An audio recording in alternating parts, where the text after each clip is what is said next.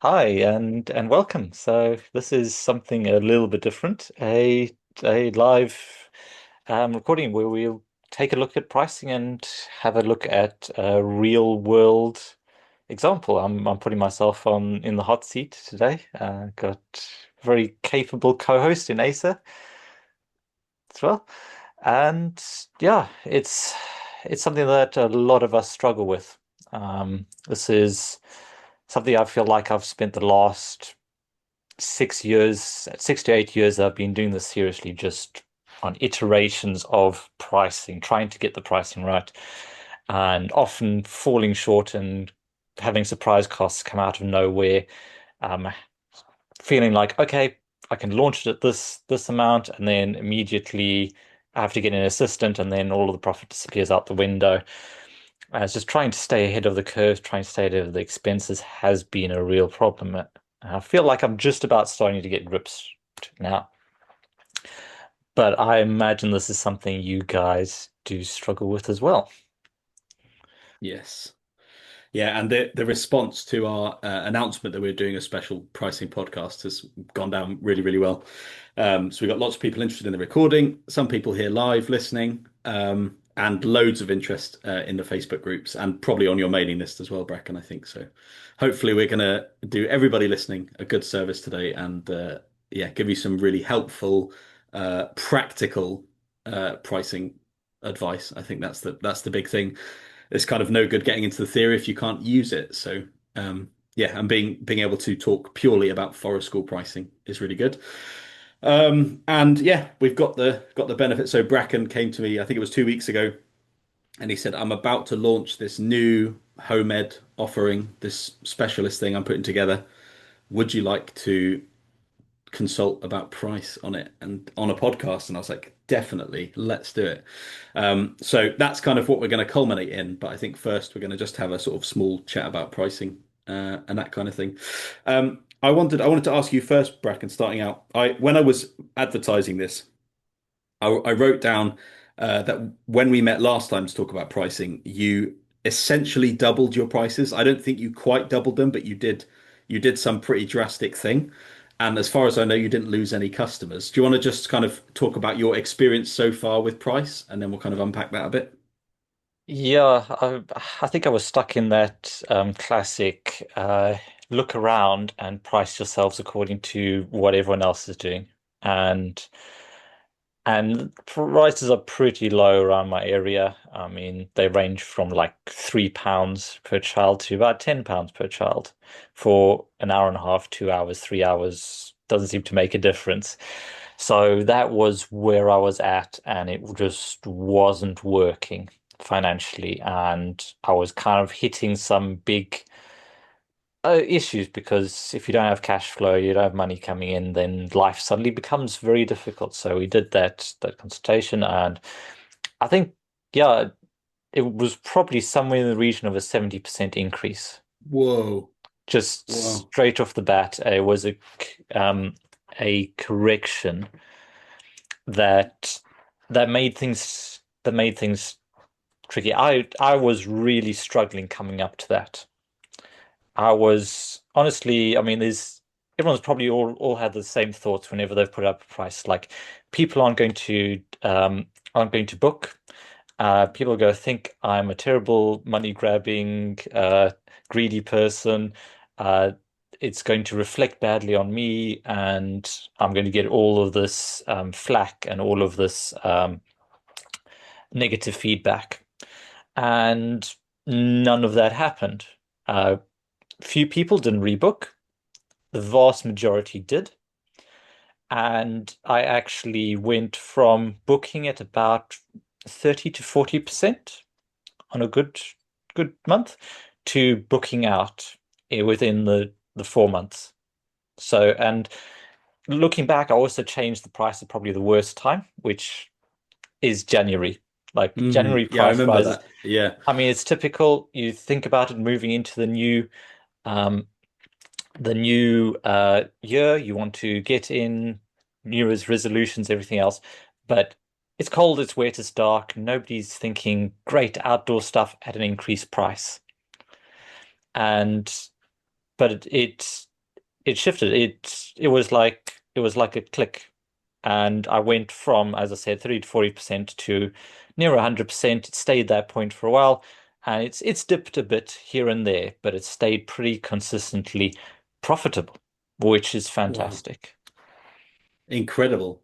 Incredible. Yeah, I didn't realize it was as high as 70%. I've kind of been conservatively telling people, oh, it's like I think he almost doubled his prices. That is amazing. And I think it's yeah, the fact that you've, got the bookings off the back of it and had seen the results is amazing. And I think it brings a really important point to what we're going to talk about here, I think, in a really big bit, which is value. That is actually what you charge is your signal to those around you about how much you value what you do and what you can offer.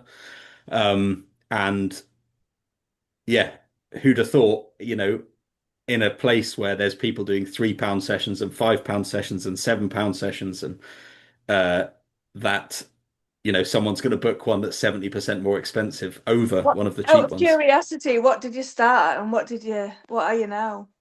Oh, that's a good question. Can you remember what we were at, Bracken, when we met to talk about it? It was low.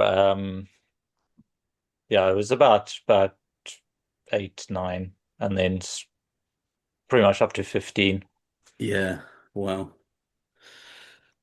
Yeah, amazing. So there we go. So there's a great start there. And I think one thing that we talked about in the prep for this podcast was about the idea of self-worth, and that being a big challenge for you. It's been a big challenge for me as well. Um, I've done pricing in a few different kind of industries and niches, really. So when I lived in Norway, we were pricing up Airbnbs and guiding experiences and restaurant menus and all this kind of thing. And then in my forest school support work, I'm pricing up, the cost of helping people with their forest school. And then also now that I'm running forest school sessions again back in the UK, like pricing up all that stuff. And always, self-worth. Yeah, you have to silence those voices all the time. And I know you really struggled with that self-worth side before. How does it feel now charging more expensive sessions that are fully booked? Do you feel like it's gone up, your self-worth, or do you feel like you still struggle with the stuff? I feel like things have.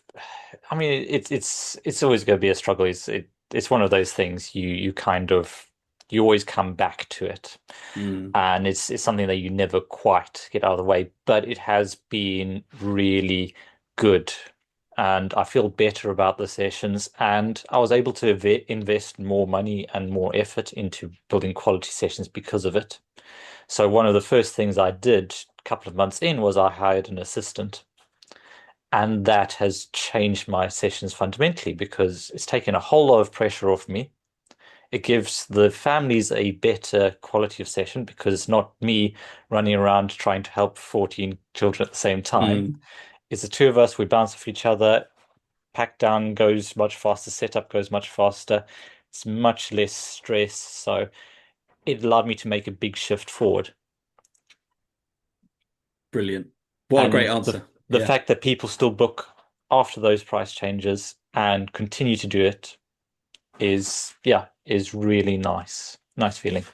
fantastic. Great. I think without further ado, we should dive into some pricing theory stuff. This is always the kind of thing that I'm spouting in my Facebook group and in the Forest School Support Hub, talking to people about pricing. All the same arguments, all the same theory, but I've prepared like a little bit of a kind of a theory, little session, little. I don't know, what is it, a lecture or something? I don't know, a little talk on pricing, which I'll do now. But yeah, feel free to ask me any questions, Bracken, at any point and step in and whatever with those different things. But yeah, so uh, the question, the topic that gets asked the most in my Facebook group is the pricing question, is the pricing topic. Interestingly, though, very, very rarely does anybody ask, what should I charge? That is very seldom asked. The question instead is, what do you charge? That's the question that always gets asked on pricing. And often it's followed with a little, I just want a ballpark figure, a rough guide to what other people are charging. Um, and I feel like in forest school, and not just in forest school, actually, I think in childcare as a whole and almost all other industries ever, if you read any of the literature on pricing, this is the case, that the industry norm is copying what others charge and maybe trying your hardest to be slightly cheaper than everybody else so that you remain competitive. That's the big thing there. And this can go one of two ways when you copy the pricing of somebody else. The first is that it's potentially a race to the bottom because everyone is competing on price downwards, and it's a bit of a bloodbath. And also, a lot of the price copying that goes on is regardless of one's own expenses or business model or geography or anything. So you can end up copying the finances of a business that maybe isn't doing so well itself, or copying the finances of a business that is located somewhere completely different, where costs of everything are different and the cost of living is different. You know, if we're in London running a forest school and we're trying to copy the prices of a forest school that we follow on Facebook that's up north, you know, the owner of the forest school up north might be mortgage free. They might have bought their house for £80,000 and they're, you know, really happy and they're happy just to make 60 quid a day to pay the bills or whatever it might be. Whereas the person in London might be paying 3 grand a month in rent and trying to compete with the prices of that. So it's, you know, really, really dangerous. And whether you're copying a business that's struggling or you're copying a business that's not, you know, aligned with your business and its finances, expenses, it always ends badly. So when we talk about pricing, I always want us to price our sessions regardless of what others charge. When I first started doing this, I'd say, oh, just see what, you know, do some market research, do some competitor analysis, see what's going on there. I now don't recommend that at all. And I actually encourage people not to even look. Don't even look at what others are charging. You will find out what others charge from your customers. They'll tell you. They're very keen to chat about your competitors when they come to your sessions. Yeah. Um, yeah. I'd say a really key point and something that has been a part of this for me and something that's come out in a lot of the recent podcasts I've done with people who are doing pretty well in the forest school space is the idea of standing out and finding a unique niche so that you're not comparable to the other forest schools. Mm, Part of the success of the sessions and the reason why they keep on booking up is because I'm not offering the same forest school experience as every other person out there. My thing is I work specifically with homemade children. I work with high risk activities. So we do lots of tool work, we do lots of fires, we do lots of high level skilled bushcraft. And because of that, people can't compare with each other. They may go to another forest school for a moment, but then they go, okay, this is just entirely child led. This is we do small scale crafts. But when they're looking for tools and fire, they come to me. So I'm no longer competing with them. I'm competing essentially with myself. mm. Yeah, it's a really good point. And for anyone here thinking, oh, I should be doing more tool work and fires and more high risk stuff, not at all. It's just about you finding what is unique about your forest school. So, one of the forest schools I've worked with, their unique thing is that they let the children play completely child led. Whereas their other forest school is like, no, you move from station to station in a carousel. And if you're not doing one of the activities I've prepared, you're being naughty. So her thing very much is like, at this forest school, we let the children play and do whatever they like. So it's about finding out what that thing is. And I think with pricing, I this is a hill I am willing to die on 100% of the time. Uh, Everything, absolutely everything, is downstream of making a living. Everything. I don't care if some of your customers can't afford it. I don't care if you're going to price certain families out. It doesn't matter because if you don't survive, they're not going to get forest school anyway. So you have to find a way to make a living first and foremost, and then you can go from there. Now, don't worry, I am going to come on to low income families, working with families that are in poverty, still supporting all kind of situations as far as wealth goes and things like that. But first and foremost, you've got to start with yourself making a living. And then from there, you can diversify what you do so that you can start helping those that maybe can't afford that thing that you initially started doing. It's cliche, but it's true. Put on your own oxygen mask first, and the first rule of business is staying in business. Yeah, absolutely. Yeah. And yeah, there's another great business rule that your business is either growing or dying. There's no such thing as sustaining a business because inflation is a thing. So you've got to keep your business growing all the time, really importantly. Um, Yeah, and your pricing will end up directly affecting your self-worth, your value of your own work, your resilience, everything like that. When the going gets tough, we had we had a home ed session in January that was very badly attended, and it wasn't a cancellation type weather. It was just torrential all day. It was cold and it was torrential, but it wasn't windy. And when I met with my colleague in the morning, and we realized, right, this is a 5 hour forest school day, and we're going to take home about 70 quid each because there's not many kids coming. It's like, do I want 70 quid to stand in the torrential rain all day? I think I'll leave it. So we ended up cancelling, and actually all our home ed parents were really grateful for that because they it was a stay and play, and the parents didn't want to come and be out in the rain either. So it's Sorry, one of those things what that, is a quid? oh, a quid, a pound. Sorry, Renee. It's like $1.50, something like that. So it's probably like $100 for a 5 hour day, something like that. Really good question, Renee. Thank you. Got the international audience here. That's brilliant. So yeah, you want a price that reflects your self-worth and your value and your resilience, your ability to keep going when things get really hard and bookings are low and all that stuff. Your pricing is linked to all of that. Yeah, you've got to keep pushing. And if your pricing is too low, then you are doing forest school on hard mode. You are literally, going to be slogging it out to make hardly any money, to not be able to invest in more kit. When things break at your forest school or you have unexpected bills come up, they have, rather than being an inconvenience, they become an emergency. And you end up in a really bad situation. And I always think personally as well, I'm totally debt free. I don't do anything with debt. I don't have a credit card, nothing. And I think running a business without debt is really, really good. And you do that by having good pricing so that you move at the speed of cash, which I love The that yeah, saying. the other thing there is the most valuable thing you can give to the people you're working with is your energy and time.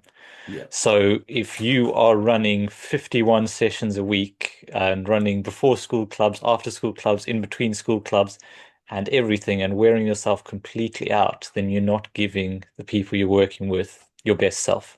yeah. And they're not So getting that pricing is value. a absolutely a part of that. Yeah, excellent. Yeah, so true. And I think that that current approach to copying the prices of others as a baseline for pricing is underpinned by fear. And I think it's a fear of three things. So the first thing you mentioned, Bracken, when you were talking about, your own experience with pricing, it's a fear of judgment from the market. So that just you'll put something out there and no one will come because they'll look at your ad and go, "Oh, that much? No way."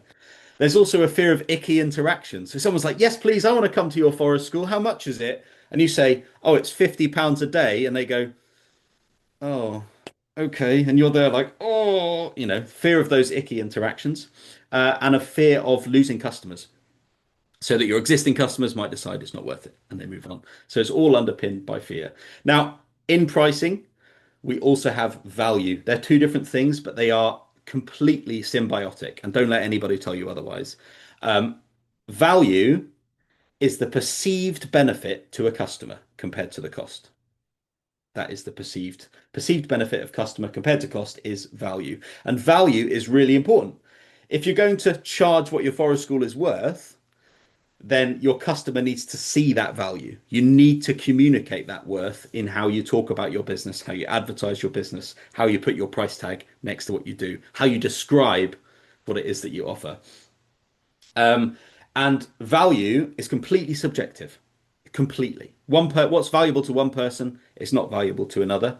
And value can be created both by your customers and by you. So your forest school is more valuable potentially if it's on a Monday morning, which happens to be when dad is off work and he's looking for something to do with the kids. That makes it more valuable because it's on a Monday. You didn't do anything to create that value, but your customer did. And even for really expensive products and services, customers can feel like they're getting a great deal if it's communicated well enough. And the perceived value of what you offer varies between customers, but you can curate that and communicate that. Here's a prime example. This is from my forest school. We run an under fives session. So it's a toddler stay and play, 0 to 5 are the ages we cover. And several parents have made comments to us about one of our competitors. It's a very local competitor. We charge £15 for 90 minutes. for a forest school session. We're in Cambridgeshire, so geographically, it's a very affluent area. £15 for 90 minutes, and our competitor charges £5 for 90 minutes. But our customers choose us instead of the competitor. And I had a great chat with them, and they were telling me about why that is. So the first reason is we have a better forest school area. That's what they like. They like our infrastructure. They like the fact we've got a proper woodland. They like the fact we've got a tree net. They like the fact we've got, hammocks and mud kitchen, and we have fires and we make food and all this stuff that they don't do at the other forest school. We also have two leaders instead of one. So like Bracken was saying about an assistant, just having another member of staff makes you more valuable. And also, one of the members of staff is a man, which makes it more valuable. They love that their young toddlers get to play with a man in the woods as opposed to a woman, which a lot of early years practitioners are. And they believe that our activities are much higher quality, and they really feel like those activities are tailored to their children. Whereas the £5 session is just come along, play with whatever we've put out and go. There's no connection there. So it's really, really interesting. So even though we're 3 times more expensive than a nearby competitor, customers are choosing us because of there being more value in what we offer. So that's just a really good example. And price is not everything. The value of what we offer is higher. Therefore, they're willing to pay more. And we communicate that value very, very clearly in our marketing and our photos and what we write about what we offer. As a really fun value exercise, this is just a really great little thing to do when you're thinking about what's valuable about your forest school. It's called the 1/10 10x rule. And that is, if your price was 1/10 of what it is now, how would it be different? And if you charged 10 times the price of what you do now, what would be different then? So Bracken's got his £15 session that he does for home ed children. If that was suddenly £150, I think Bracken would be making a 3-course meal. He'd be picking up the children from their houses in a minibus. He'd probably have 3 or 4 members of staff for every child, all these different things. And what's fun about that exercise is that gives you a really good indicator of the kind of things that you can do to be able to increase your price. No one's going to increase their price 10 times, but if you can increase your price by 30% and have some of those really valuable things that you identified there, then you can put them in. Yeah. And that's a really key way you can look at it, is it is perfectly okay and reasonable to start with the price that you want to get out of it, and then create a stack of value, create the value within it to be able to justify that price. Like I say, if you wanted to take £150 home per child, then you could create an offer that would make parents go, yeah, you know what, actually I do that. And it might involve taking them to Caledonian Forest, but it's doable if you can reverse the process. This is an experiment that I'm going to do probably in 2027 now. But I'm going to set up a forest school from scratch, a completely new forest school business. And I want to just test the limits of pricing to the brink. So I'm really good at marketing. I really like marketing. I'm going to see what happens if we run forest school sessions that are £100 a day. Does anybody book on? If we make it really exclusive, really desirable, market it really well, let's find out. Because maybe there is a price ceiling at forest school. And I want to find it out because I see so many forest school leaders in the trenches trying to work out, should I charge £5 or £7 for this forest school session? And I really want to experiment and see, actually, why not charge £50 when you're going to charge £5? Why not? Let's see what happens. So I'm quite excited in that. Being a forest school podcast that we're talking about here, I thought it would be nice to do a story in my little spiel here. It's a lovely little story called The Parable of the Bread Maker, and it's about business, right? It's very short. I don't know if you've heard this, Bracken. Have you heard this story before? You have. Great. So I'll do a little quick reading here on live on air. So a baker sold the best bread in town for 1 copper coin. He worked 18 hours daily, but barely survived. One day, an old merchant watched him turn away customers when he ran out of bread. Double your prices, the merchant said. Impossible! I'll lose all my customers, the baker protested. But reluctantly, he decided to double his prices.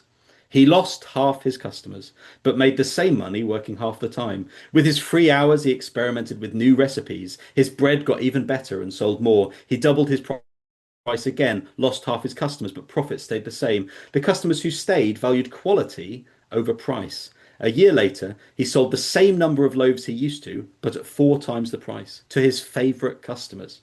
He worked less, earned more, and loved his work again.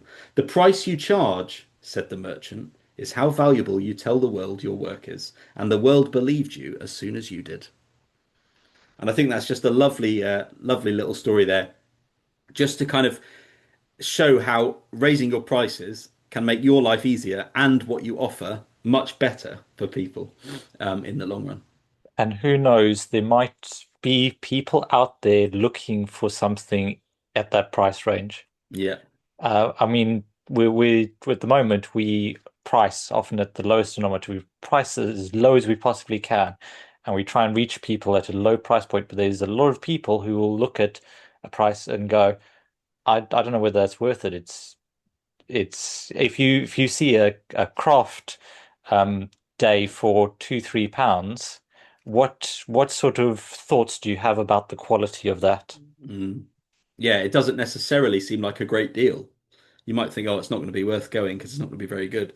And I think one thing I found really interesting living in Cambridgeshire, and I think that's what's started getting me thinking about the limits of pricing, is I've done family bushcraft sessions, and dad has dropped the children off in a Bentley, like a huge Bentley SUV, or the nanny has brought them in the Bentley, or things like that.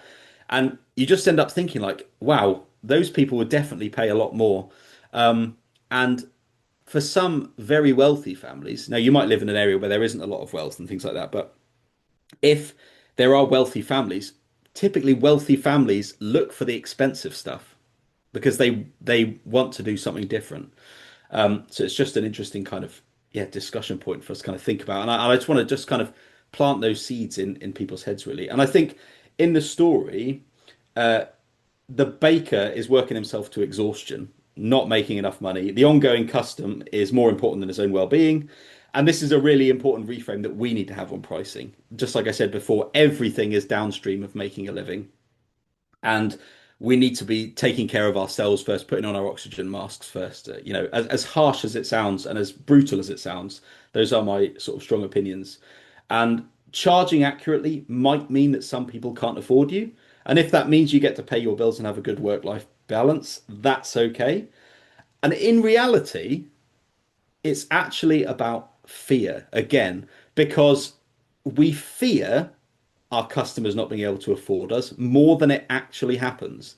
So we're really afraid of pricing ourselves out of the market, but that's not how the market works, because every single potential customer values different things, perceives value differently in a unique way. Every customer has different circumstances, different priorities, different buying power, different budgets.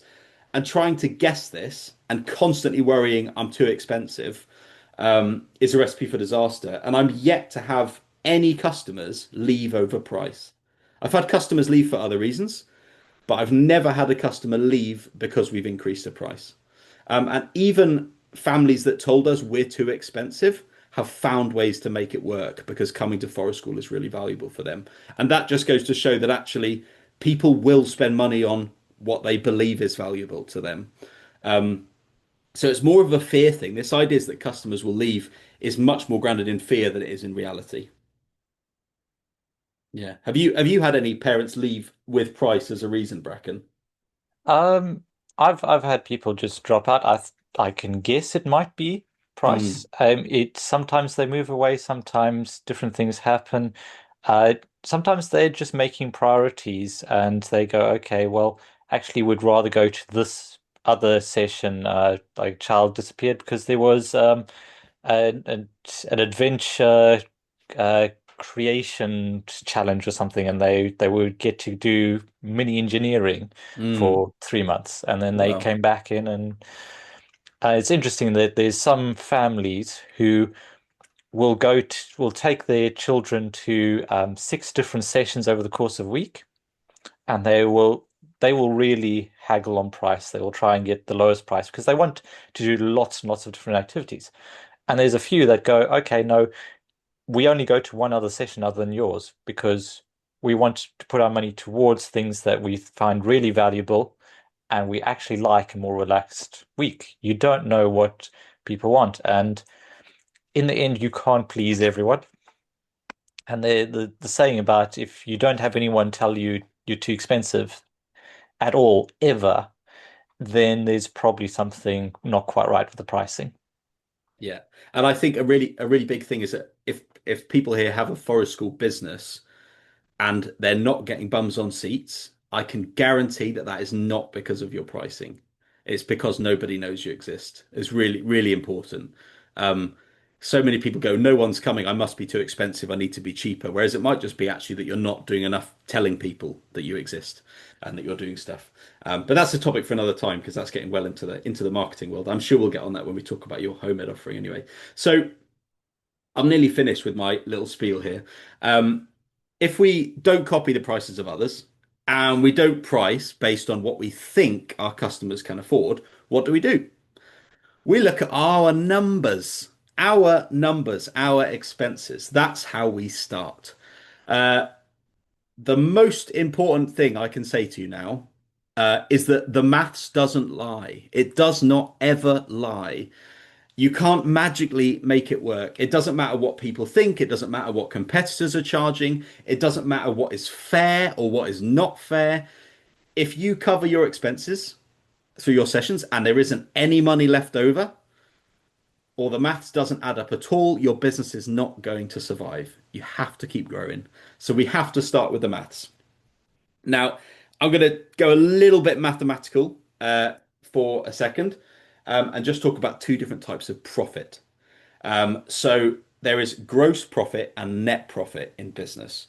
Gross profit is what you make minus the direct costs of goods and services. Okay. In forest school, that is nearly always just your salary. You're basically selling your time. I know sometimes you might buy a couple of biscuits or marshmallows, or you might have to buy some more wool for the session.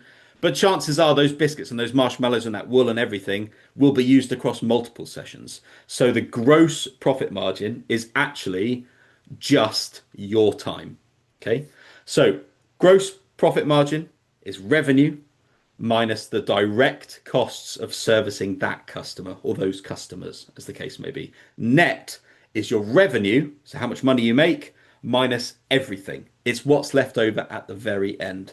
And as a rule of thumb, the higher your gross profit margin is, the better. And when me and Bracken get into talking about pricing this up for his offering, I'm going to be looking at what the gross profit margin is on that as a sort of back of napkin way to assess the profitability. In traditional business, this is really hard to do in forest school, but in traditional business, if your gross profit margins are 80% or higher, your business is highly, highly profitable. So let's look at a quick forest school example. So let's say that I charge £30 for a 3 hour forest school session for 10 children. Okay, 10 children, £30, £300 is my revenue. And I pay myself £100 for the 3 hours and my assistant £50 for the 3 hours. Then I can do the maths on that. The revenue is 300 quid minus £150 leaves me with £150. This is a deliberately simple example. That's a 50% gross profit margin. That's really good for forest school. That's a very profitable forest school session. And when pricing our sessions, we want the highest gross profit margin that we can get because this just helps us price very simply and see clearly what the money looks like. And just as a side tip here, doing more of your most profitable work is the fastest way to grow your forest school business. So if you've got one thing that you offer where you make 30% gross profit margins, and then maybe another day of the week, you do some really specialist one-to-one stuff with some children with challenging behavior, and that's got 90% profit margins. If you want cash in your business, you should do more of the 90% thing. And that just gives you an idea what to focus on as well. Yeah, we'll get more into that as well when we introduce my offer and the reason for it. Great, fantastic. So if we want to get a little bit more complex than just maths, because it's, and I'm happy to send out notes to anyone, by the way. if you message me on Facebook, Asa Hardy-Brownlie, or asa@forestschoolsupport.com, I will send you the notes from this podcast. So because I'm not sharing things on the screen here as I'm talking, so it might be hard to follow. But if we want to get more complex about our pricing, then we can break it down expense by expense. And I think this is what we did, Bracken, with you, I think, when we met in 2024 to talk about your pricing. So this is how we break down our expenses for pricing. First and foremost, salary for your time as the forest school leader and also as the business owner. Okay, so this is a salary for your time, not just for the session. This is setup, pack down, travel, and admin time. You need to set yourself a day rate or a half day rate, however you want to do it. Don't go hourly. Hourly is business suicide because people go, well, it's a 1 hour forest school session. I only need to make £25 an hour. So all I need to do is make £25 from it. It's like, okay, what about whoops, pull my headphones out. What about the 2 hours that you were, stomping around Tesco last night, buying all the stuff and preparing all the resources, and then the half an hour you arrived before to set everything up, and then, oh no, but the tree's fallen down, and now you've got to chop that up, and you get the idea. That's a really expensive £25. So always do a day or a half day for salary for your time, and always factor in the time when you're not actually child facing, because it still is time that you're spending working. Next, you want the costs of any additional staff or supervision. So probably easiest to think of that either as day rate or hourly. It depends how you kind of think about it and how you charge. If you have an assistant for your whole day, then you can just set them a day rate from start to finish. Or if they just come for a couple of hours in the middle or whatever it might be, then you might do an hourly thing. But that's how we get those costs. Then we've got all our resources, our food and our drink. We've got our insurance, we've got our taxes, we've got our monthly fees. Let's say, for example, with this, your forest school insurance is, I'm going to, again, really simplistic example, £365 for the year. Okay. So that works out £1 a day. So in your pricing for your session, you might want to slot in that pound, but you probably don't do forest school 7 days a week. If you do, you're probably exhausted and you should raise your prices and do less. So actually, maybe we want to do £2 towards our insurance each day to make sure we're definitely covering it with a little bit on top for next year's insurance renewal or whatever it might be. Yeah, Um, I yeah, find when we're looking at expenses like that, I find it's helpful to break it down by a month because oh, I mean you can also do it by a week. But if I go, okay, if I have whatever £50 in £500 in expenses, then it's like £50 a month, whatever, a little bit buffer just in case it goes up. So if I break it down by month, I can go, okay, I run 10 sessions, 12 sessions, 14 sessions average, and then I can bring it down to the amount per session from the monthly amount. nice. Yeah, and It's I guess most helpful, I find, to work in month to month yeah, and and it's work. it must be really good as well. If you go monthly, you can take a snapshot of the sessions you have that month so that the actual per session price of stuff can change. That's a good way of thinking about it. Yeah. Um, yeah, taxes. If you're self-employed, you probably should account for them in some way. You don't have to pay them up front, but you do have to pay them after. So it might be worth thinking, actually, I'm going to give 29% of this to the government at the end. So is this pricing still good? Because actually, what might be £150 a day actually is like, what's that? Like £110 a day or something after you've paid the tax man. And then actually that's not such good money to live on. So you have to think about that. And also monthly fees. So you might be paying for Bookwen, you might be paying for some kind of ticket software, you might be paying for a website, you might be paying for Zoom, you might be paying for a work phone, you might be all these different things. Get all of those expenses in as well because they're all expenses of your business and you need to pay for them. And then if you pay for land, you need to get your land charges in there. Again, you probably pay monthly for land, but you might pay per session. So it might be a little bit awkward to calculate that. And this is the important bit. Whatever that number comes to, I want you to stick another 20 to 30% on top for profit. So we're like artificially creating a profit margin. And we need to think about our unseen expenses, your work van breaking down, having to get a tree surgeon in last minute, having to, this is a good one for a hidden cost, suddenly being sprung on you as the main forest school leader for a home ed child that you need to fill out all of their EHCP paperwork and give evidence. Have you ever had to do that, Bracken? No, I have, out of the goodness of my heart, contributed to a lot of the EHCP reports and so on, and that has been an interesting amount of time that I did not get back. But Yeah. if they've been a good customer for a long time, I will make exceptions. Yeah. Now, these are all the kind of things that may come up. Future costs. And then lastly, marketing.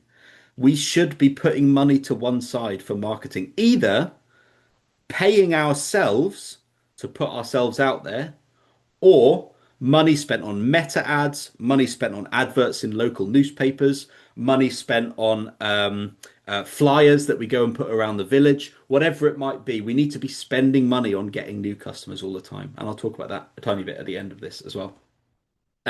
Yeah, never calculate your price based on being fully booked. So don't get all those numbers for expenses and think, well, I've got 16 children, so I just divide that by 16, that's my price. Because that means that you only make profit when you're fully booked. So you want to look on average, how many do I get? So when I think about it, I tend to think 7 or 8 is really, really good because then we can price for 7 or 8, covering our costs. And then if 4 more children book on, or that no, that was for a 12 person group, actually, I'm thinking of. So let's say 4 more children book on, then we've actually got 4 children's worth of profit coming in. That's a really good session for us. If we fully book right out, we're laughing. So that's a good one. Yeah, and it's always worth thinking that you'll have that session where you have those four extra children, and you're like, okay, that's great. And then the next session, high winds, new storm blows through the region, Yeah, and suddenly you have to cancel all of your sessions, and you need something to absorb that shock. And unless you yeah, have that extra margin, you're in for a tough time. yeah. And don't forget, the maths doesn't lie, and everything is downstream of making a living. So, as a couple of a little questions there at the end, just to start you guys thinking about it in your own pricing, is what is your day rate? That's the first question. That is kind of the beginning of that pricing process. And what might your hidden costs be that come up? Now, to very quickly touch on keeping sessions affordable, because I said, I've talked a big talk here about if your customers can't afford you, get them out and go for someone who can. Never mind little Jimmy, he'll have to miss out on forest school. We don't actually want to do that in theory. We want to keep all of our children accessing it and keeping our sessions affordable. I've got 2 thoughts for you on that. The first one is a guy I am really good friends with. I'm really grateful that I'm good friends with him, Josh Connolly. He did a resilience workshop in the Forest School Support Hub. So if anyone here from the hub is here, watch the recording of that. It's so good. He does breath work and he does in-person breath work. He's got 500,000 followers on Instagram. So he sells out stuff pretty quick. And he adopts a zero barrier to entry approach. So to cover his costs, he has to charge like £20 for breathwork. He actually charges £35. And he really clearly communicates with every single potential customer there is no barrier to entry. If you can pay the £35, pay the £35. If you can't, send me an email and come anyway. He's really, really good at that zero barrier to entry thing. And you think, well, people will abuse that or everyone will turn up for free. They don't. And actually, because he communicates what a good service he's doing, the zero barrier to entry, he gets people donating money to pay for tickets and say, I can't come, but I'm going to buy 10 tickets so that you can help some people that can't make it normally. It's incredible to see, but you have to have faith in the process of a zero barrier to entry. Now, I don't think you should do zero barrier to entry on all of your forest school sessions because that does put you on uneasy footing. But if you've got a session which is highly profitable, which you really enjoy running, and actually having a couple more bums on seats doesn't matter, let that be the session that you let people come either for a subsidized rate or for free. A key thought here, and this is something that I've come across because I've studied this a whole lot with books like Making Profit will and Still Go to Heaven, whatever. There's all sorts of stuff there, but the central thought is that money amplifies you as a person. If you're a good person, you can do better things with more money. And this is an example of it. Because if you charge enough for sessions that you're not worried about breaking even, you can afford to give away those free sessions. And this is Mm, something that I will do. If people contact me and go, hey, I've got 3 kids, it's going to be a real struggle. Um, I'm single mother or whatever, is there anything we can do? I'll go, yeah, let's work something out. Essentially come for free. I usually ask for something small, like, hey, can you come and take a couple of photos while you're here at the session? It'll really help me because we'll capture some moments. There'll be some stuff that goes out on social media, or just give me a little bit of a hand packing up, anything like that. It gives a chance. They feel like they've contributed, and also they've got the children have managed to come to the sessions.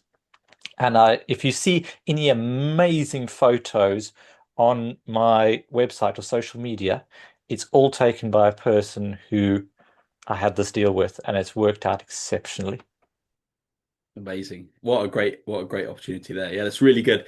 Yeah, exactly right. You know, if they can't give you money, maybe they can give you something else. Maybe there's something, maybe you can get them to come and volunteer or help or come to help you do some woodland clear up or whatever it might be. Yeah, I love that. One final thought uh, on making sessions affordable is the idea of a high ticket thing and a low ticket thing. So actually, what if one day a week you did something that's really expensive so that another day of the week you can do something really cheap? Your customers have a tendency to naturally sort themselves. It That zero barrier to entry thing, I think that works psychologically because the people that can afford it don't want to pretend that they can't because it's a bit, disingenuous and dodgy. And I think in the same way, if you do a cheap forest school offering, chances are the people that can afford that will come to that. And if you're doing a really expensive one that frees up cash, that means you can subsidize the other one, you're basically your own community interest company at that point. You are giving yourself funding across the week by doing stuff more expensive. So before we jump into your new offer, Bracken, and get stuck in, a couple of tiny nuggets here right at the end of theory that I think are really important. Number one, don't sell out of your own wallet.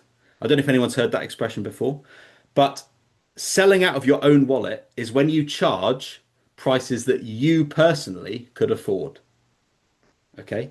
Don't sell out of your own wallet. Don't assume that everyone is in the same financial position that you are. Really important.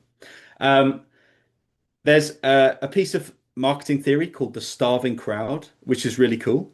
It's this idea that if you had a hot dog van selling hot dogs, what is the best thing that you could possibly have? And people might say, oh, I'd want to have a really big van so I can make loads of hot dogs, or I'd want to have a really good location in a busy city or whatever. The answer is you want a starving crowd.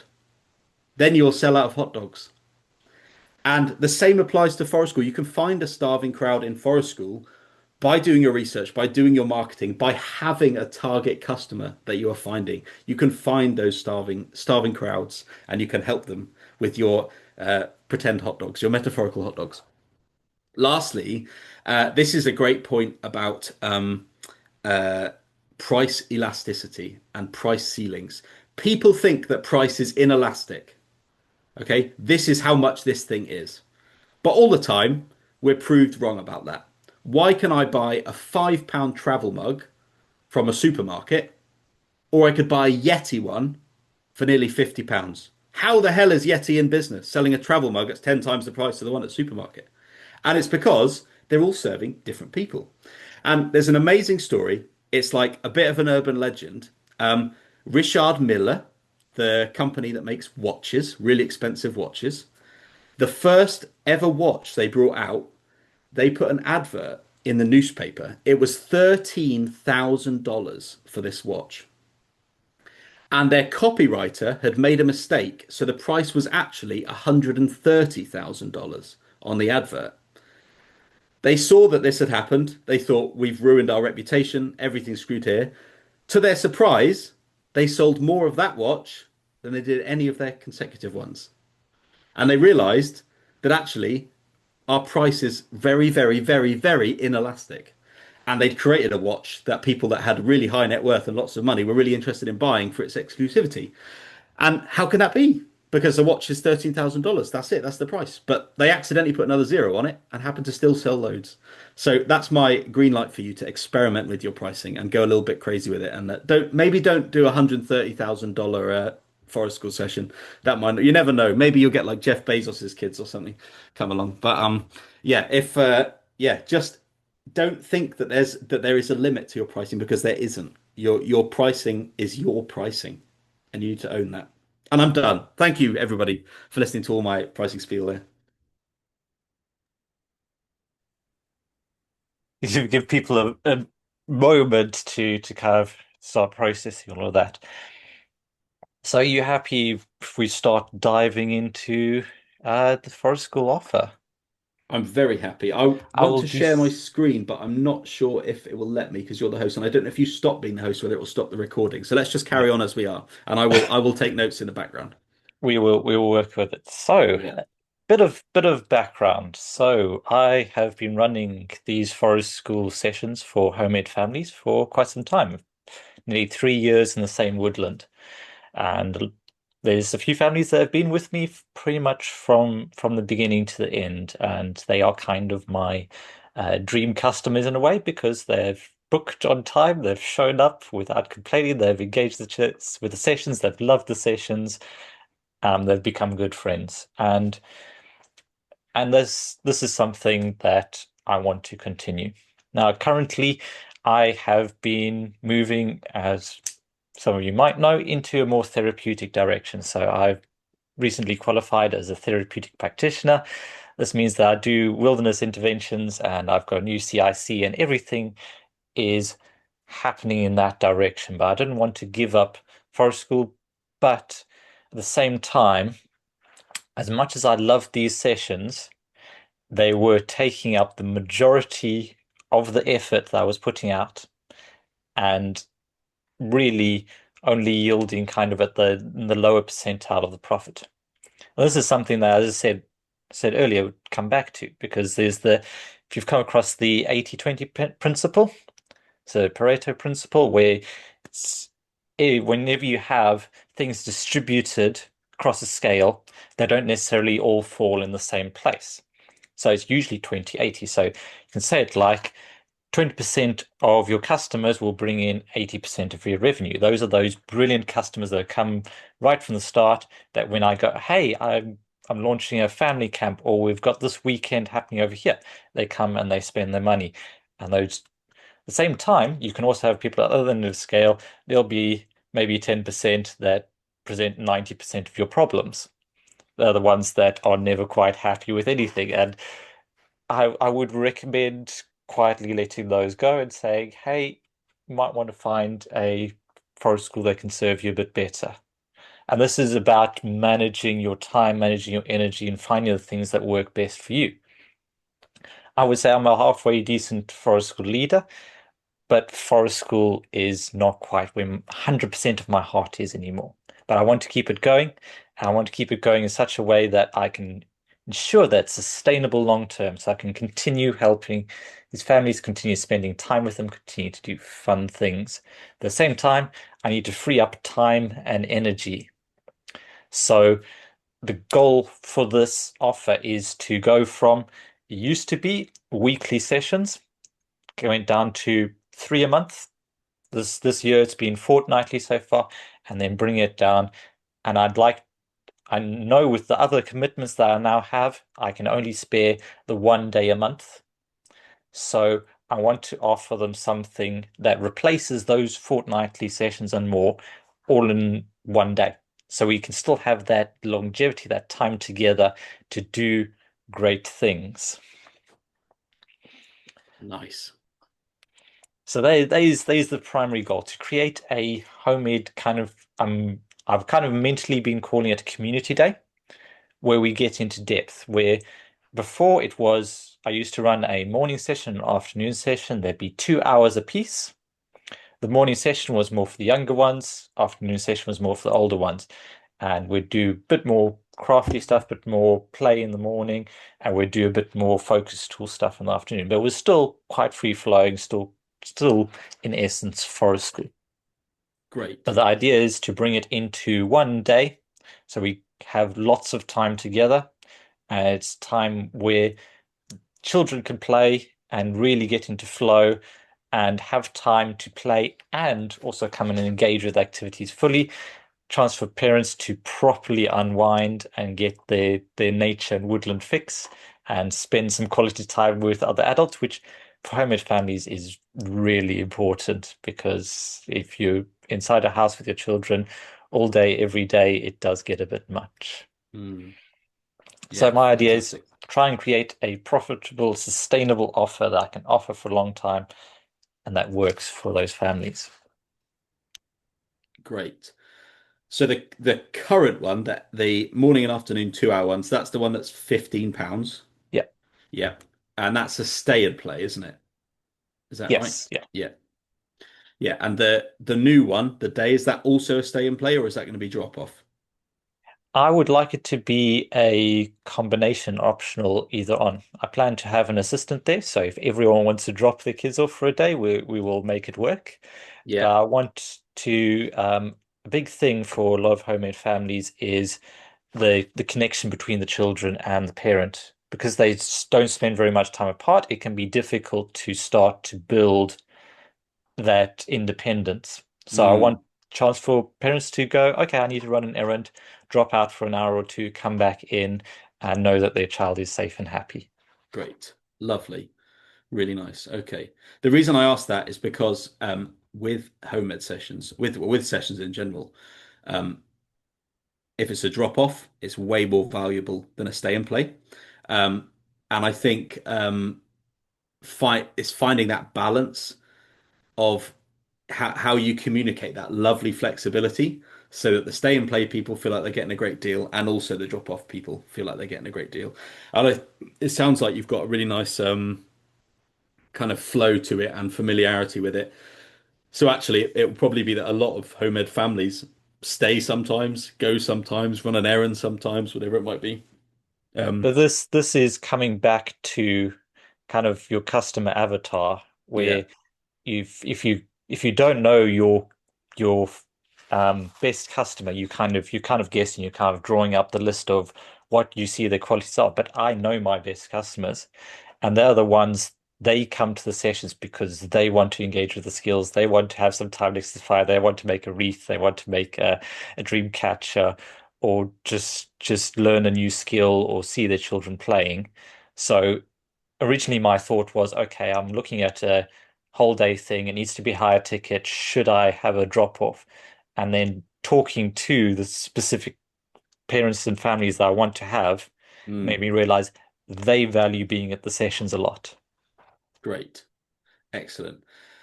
With it being a whole day, will it be catered? Yes, I would like to offer lunch. A feast. That, Excellent. yes. Good. Nice. That's good. Again, for anyone listening, another huge kind of value component that you've got there in what you offer is if you are providing food, and you know you can take that stress off the parents. You know, you don't have to worry about making a packed lunch or going to the shop or anything. We've got it covered. And you can take Yep. that to an extreme as well. You can actually do, you know, if it's a whole day, you could do breakfast and lunch or something like that as well as an option, which is valuable to some people. I know a lot of home ed, because they operate on home ed time, and they often, if the session starts at 9:30, they probably got out of bed at 9:20. Sometimes they're grateful to have some breakfast when they get there as well. Yeah. It's Yeah, interesting that it kind of was in development anyway, because popular demand, we started a lunch club. So in between the sessions, families could either stay on or stay late, and we had a cooking rota.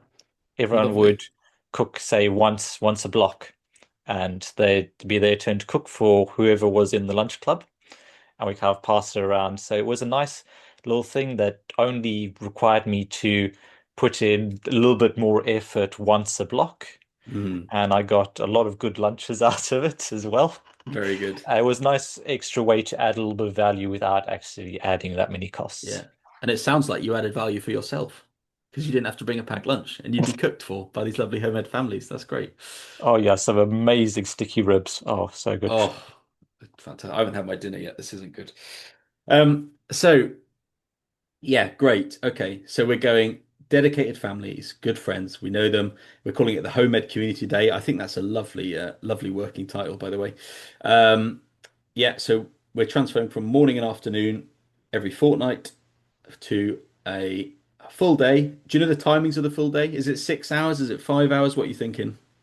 I'm thinking 5 hours, so it would functionally be the same amount of time I spend in the woods. they essentially just get the middle lunch break. So I usually run 10 till 2 and then 1 till 3. So it would be Great. the same block. 10 till 3. I've found with a lot of other sessions and events I've run, about 4.5 to 5 hours is that kind of sweet spot where people like, okay, yes, I've played out, I'm about ready to start packing up and heading home. Yeah. Yeah. 5 hours is lovely. We do a 5 hour home ed day and it's just perfect. Um, 10 till 3, lovely. That's really good times as well. That's good timing. The one consideration I'd have with time uh, is the possibility. This might not be the case for you, but I know that some of our home ed families have siblings that do go to school. I don't know if that's the case for you, but just thinking Yes, about we that we and do school have a runs. few, and they cope with it as long as they leave 3 o'clock on the dot. Great, They have a little alarm, and they off they go. great, good. Fantastic. Okay, lovely. So we got a few things there that we're starting to think about. Now, just before we get into the expenses and the fund gross profit margins and everything else that we want to kind of chat about, how do you let's imagine that I'm a home ed parent and I'm thinking about sending my child to this day that you're running.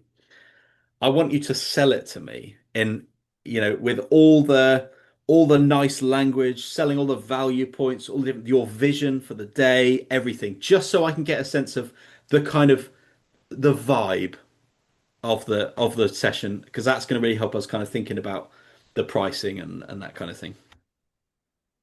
Okay. Oh, I hate making sales pitches, but let's go for it. Let's go for it.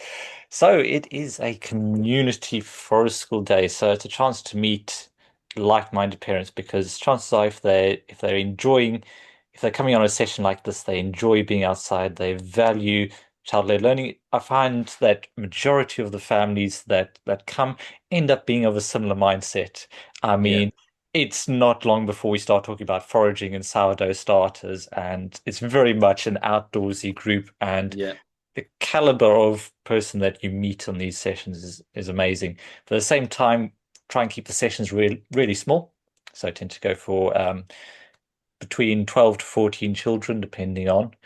yeah, And it means that I can get around everyone with assistant. We basically all of them get a little bit of my time over the course of a smaller session. Over the course of a day means we can expand that, we can get more time and focus on specific skills. So with a 2 hour session, it's often tricky to fit in a longer processed thing. So say if you're thinking about something like making a cake, one of the things I want to do with first session is make nettle cakes. So we want to be gathering the nettles, we want to be processing the nettles, we want to then mix the cake mix, we want to then bake the cake, ice the cake, serve the cake. It's really difficult to do that over the course of a session, but over the course of a day, it kind of goes with the flow. It mm, takes the pressure away from there has got to be play or activity. Within a 2 hour session, it's often the parents trying to pull the children in from wherever they're going because they're playing so well. Like, come and do the activity before we run out of time. And there's that pressure to it as well. So this is a much more relaxed day. It's kind of that community building around a fire, those longer conversations, that chance to properly relax because you're not rushing in and then immediately rushing out. It's a longer time there, as I said, with a really good community. boom. That's lovely.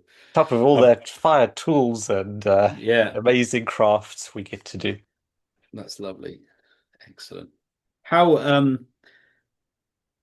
for anyone that was booking on that hasn't been to your woods, how would you sell the woods? I'm thinking about that feedback I had from some of our customers that actually our woods was a big selling point. Do you have any kind of valuable things about your woods? Is it a small wood? Is it a big wood? What infrastructure do you have? All that kind of thing. Well, it's kind of almost best of both worlds because it is a city park.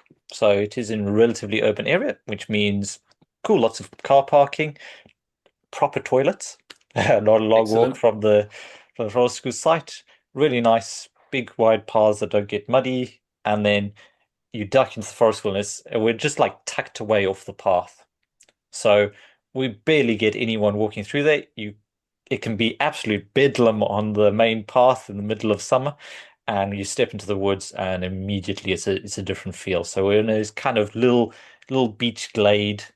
We've been there for years. It's got a really nice, close feel, but with enough space for the children to kind of roam. We don't really have hard boundaries, but you can tell where the forest school is within that. So we're kind of best of both worlds in there. Yeah, fantastic. Excellent. Best of both worlds. That's good. And are you fully pop up there, or do you have some things that you can leave up? We're fully pop up. The only thing we can leave there are the tree stumps for seating that we will roll into place and roll out of the forest Nice. to circle every session. Nice. Roll in, roll out. It's hard work getting all the forest school equipment in because we're uphill. Yeah. So that's another reason why it's taken so much of time and energies because say for forest school, there's so much equipment to get up a hill that I kind of want to make it work really well for just that one day. Yeah. And also, when you're talking about hidden costs and stuff like that, if you are doing a morning and an afternoon and you have to cancel the afternoon session, but you can run the morning, but the afternoon's too windy, you take a huge financial hit because rather than doing, for example, 1 hour setup, 1 hour pack down for 4 hours of earning time, you're having to do it for 2 hours. And that's a huge deal actually. But being a full day, you either cancel the full day or you go ahead with it. So you end Yeah. up saving yourself, that headache on the other end. Early on, I've had choose times where one session is completely fully booked and the other one's operating on fumes, like one or Mm, two children, and it's like yeah, I'd prefer to cancel the whole day, but I've got this fully booked session in the afternoon or in yeah, the morning, and I mean a half day. I mean you get home earlier, but it's still the same amount of pack in and pack out. yeah. Excellent. Okay, good. So just to sort of reiterate those things back to you to see if you think of anything else as well. It's a community forest school day. We've got home ed networking. We're outside all day. It's child-led, bushcrafty, outdoorsy, time to explore, play and learn. 12 to 14 children, good ratios, a chance to get around everybody. Quality time, nurtured skills, long process, detailed learning journeys. This sounds good, doesn't it? Beyond the scope of the 2 hour session that you had before, around the fire, longer conversations, not rushing, a nice relaxed pace, community, fire, tools, all the good stuff. You're in a city park, it's really well connected, lots of parking, and in a beautiful beach glade at the top of a hill. That sounds really nice. So, talk to me about the maths, about the expenses side of stuff. Do you have those? Do you have those figures sort of to mind of what a day costs you to be in the woods? Yes, this is something that I maybe obsess a little bit over too much. But it's as I said, I like to break it down into blocks and know exactly what's going to be what the overheads are because I kind of group just about everything into overheads unless there's very specific site costs. So like site hire or we'll talk about assistant that are very specific to that session and that day. I'll generally go with broader costs. So my costs for a month, the way I break it down is you have those certain costs that you can't get away without, and that's insurance. So putting away money for that and annual basis. There's the accounting fees. There's the website. It's whatever marketing I do. So the podcast comes out of the marketing budget. There's all of these things in there, as well as the variable costs, but the ones that you want to I feel like you want to put away for longer term. So one of the big ones there is training, because we're required to have first aid. We often need to renew safeguarding, all of this costs, and if you just wait for it until it's run out to start putting money away from it, it can add up quickly. So there's a lot of other things in there. So CPD development, all of that, but all squished together, including equipment, which is repair, replacement, maintenance, occasionally buying shiny new toys or making sure we've got enough saws for everyone. Stuff breaks down. So all in all, I worked it out to about £70 a day in terms of overheads. So even if I run virtually no sessions, it'll drop a little bit, but it works out reliably to that £70. Okay, cool. So £70 is the all of the expenses Yep. other than personnel, is that right? Other than personnel, so it includes some of the food and resources. Yeah. So for a forest school session, I'll usually offer things like hot drinks and biscuits. So just really simple things. And then I also have a basic food budget for the month. That can mean if we do a cooking day, it'll come out of that. But there'll be there'll be 1, 2 sessions that have a we do I don't know, whatever, panassing salmon, and we spend a whole lot on that, and then I spend a Yeah. little bit less on the others, so it kind of evens out. Yeah. But I Excellent. would be looking to create a specific food budget for this because of the cost of essentially catering for a whole group. Yeah. Yeah. So food is going to be extra to this. Proper food, not just Yeah. snacks, will be extra. Yeah. So plus food. Yeah. And with food, I've always tried to go for quality, Yeah. to actually provide something good, not just kind of reheating pot noodles. Yeah.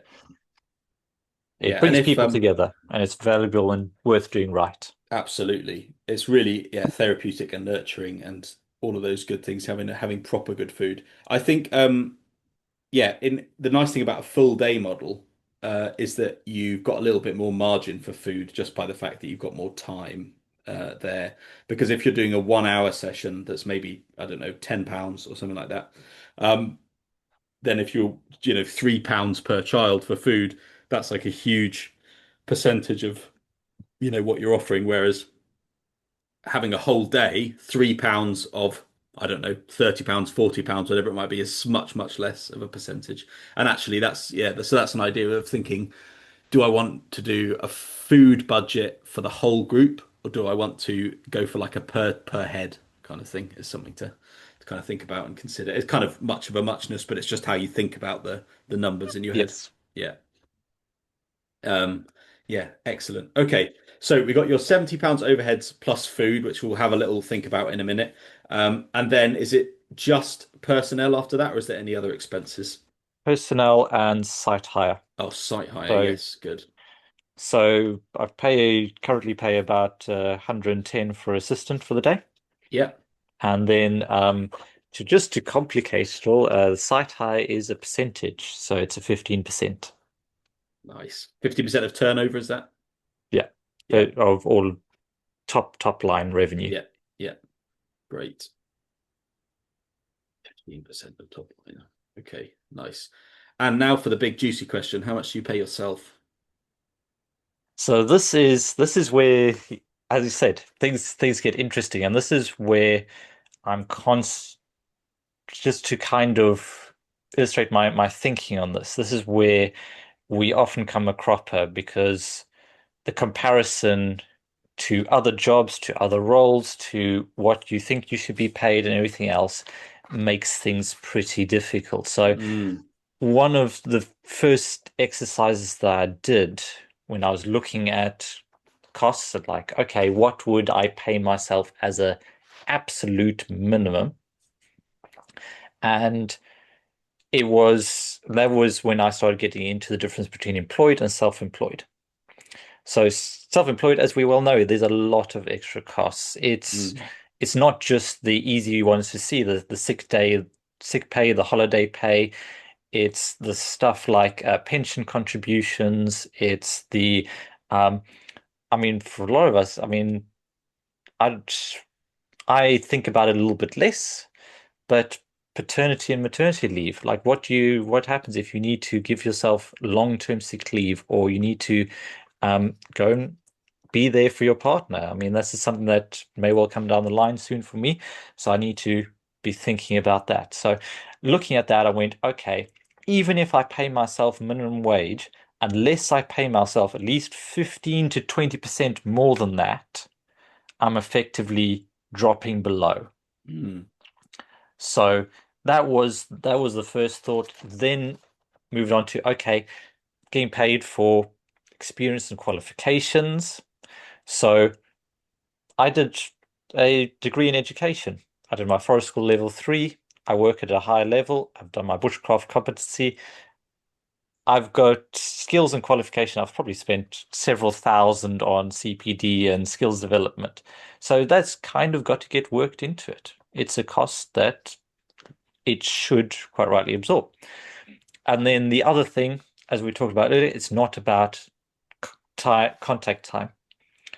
I mean, everyone's ratio is likely different, and the amount of time they spend in a session versus outside of a session. For me, I look at a minimum of a half day for every day of delivery. So if I have a day of delivery, I will have another half day worth of answering emails, checking bookings, doing accounting, buying resources, planning sessions, um, preparing to deliver a session, packing up and cleaning the session, sharpening the knives. There's a lot. I mean, it's probably slightly more than half a day, but I can kind of aggregate things together. So if I run 3 sessions during an average week, then I have a day and a half, but I'll be sharpening the tools for all the sessions rather than just the one. So it Yeah. aggregates, and you kind of look at that, okay, another half day. So your day rate is really you spending a day and a half of your time. So it should reflect that. Coming Nice. down all of that, I looked at a minimum day rate of 200. Great. Short Minimum. into a long. Minimum is the important word there, for sure. Yeah. Yeah. No, that was really, I've not heard that broken down so eloquently as you just did there. So that was really good. I think it's so, last week, no, the week before last, I had my first holiday since going fully self-employed, and I've been fully self-employed now for like 2 years.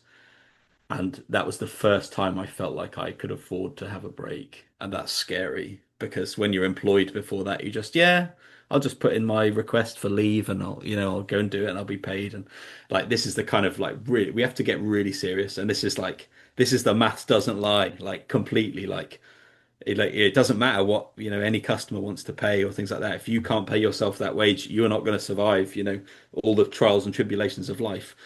Yeah, Um, there's two more benchmarks I came across. Well, first of all, one, to get a self-employed laborer, someone who just contributes muscle, so essentially just comes and stacks bricks for the day, no advanced certification needed, it's £120. mm, And then you go, okay, how much does it cost the school to get a supply teacher for the day? As whatever, 240 odd.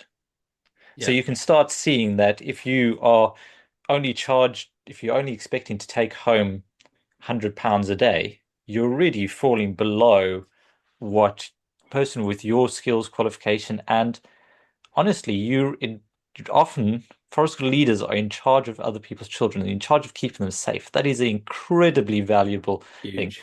Would Yeah. you pay someone straight off the street minimum wage to babysit your children? No, It's definitely not. yeah. Yeah. And around tools and fire too? Oh, heck no.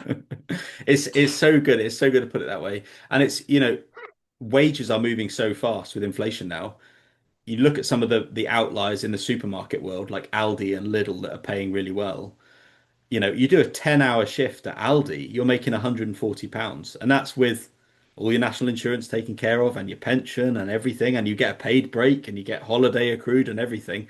Um, and sometimes I get a bit of pushback on that and say, well, I don't do it for the money. And it's like, no, but you're also really miserable. You're struggling to pay your bills. Like you need to do it for the money to an extent. We need to Yeah, find that and balance. If you're at the other end of your life and you're retired and your mortgage is paid off and you still love doing forest school, you go for it. You take 60 quid a day or whatever it is you want to take. But I think especially for people our age, Bracken, I think it's really important to start thinking about this stuff because I'm sure that we both know. I know several people, especially in the bushcraft space, who are like pushing 60 and they're suddenly thinking, I should have been paying a pension all these years. And yeah, they're having a really it's scary, massive. they're having a really scary thought. And I think us being able to look at that at 30 now is, yeah, it's really good.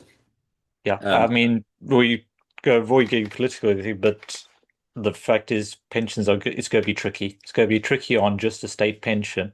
Yeah. You need to be prepared for that. And this is also avoiding, um, I have to say this put it this way, but being a burden on your family, because if you can't support yourself in old age, I mean, I'm hoping that I'm still doing forest school and outdoor stuff when I'm 90, but there's gonna be Mm. a point where I'm gonna go, yeah, I don't think I can quite get up that hill anymore, Yeah. and it's being prepared for that. Yeah, definitely. Definitely. And And you make a good point there about the family supporting as well. Just on that subject of pricing and copying prices, there are quite a few forest schools that are propped up by spouses that have good jobs, good employed jobs. I've certainly interacted with a few. Renee's pointing at herself on the camera. That's funny. Yeah, that behind actually, every forest school leader is an extremely patient partner yeah, or who makes friend. the big bucks. Yeah. Yeah. No, it's good. But it's yeah, such a good point that you want to be able to stand on your own 2 feet and to build a sustainable forest school provision is the big word, right? Being outdoors is all about sustainability, and it's the same financially. Yeah, excellent, great. Any other expenses and stuff, or is that all your bits? I think that is all of it. So we had £200 leader minimum, got £70 in expenses overhead. So I was looking about £30 food, 110 for assistant, and then a 15% site hire top of that. Yeah, yeah. I'm gonna up food slightly. I'm gonna suggest for 12 to 14. That you have like 40, 45. I think. It skews the maths a little bit Yeah. because it's not such a round number.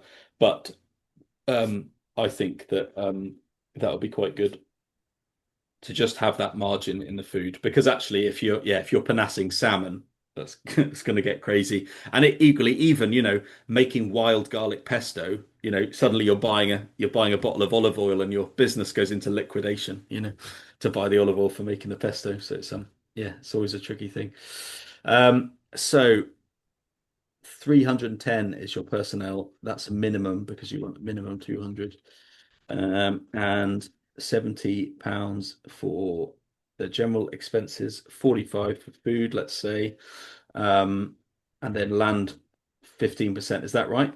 We there? Yeah. Great, excellent.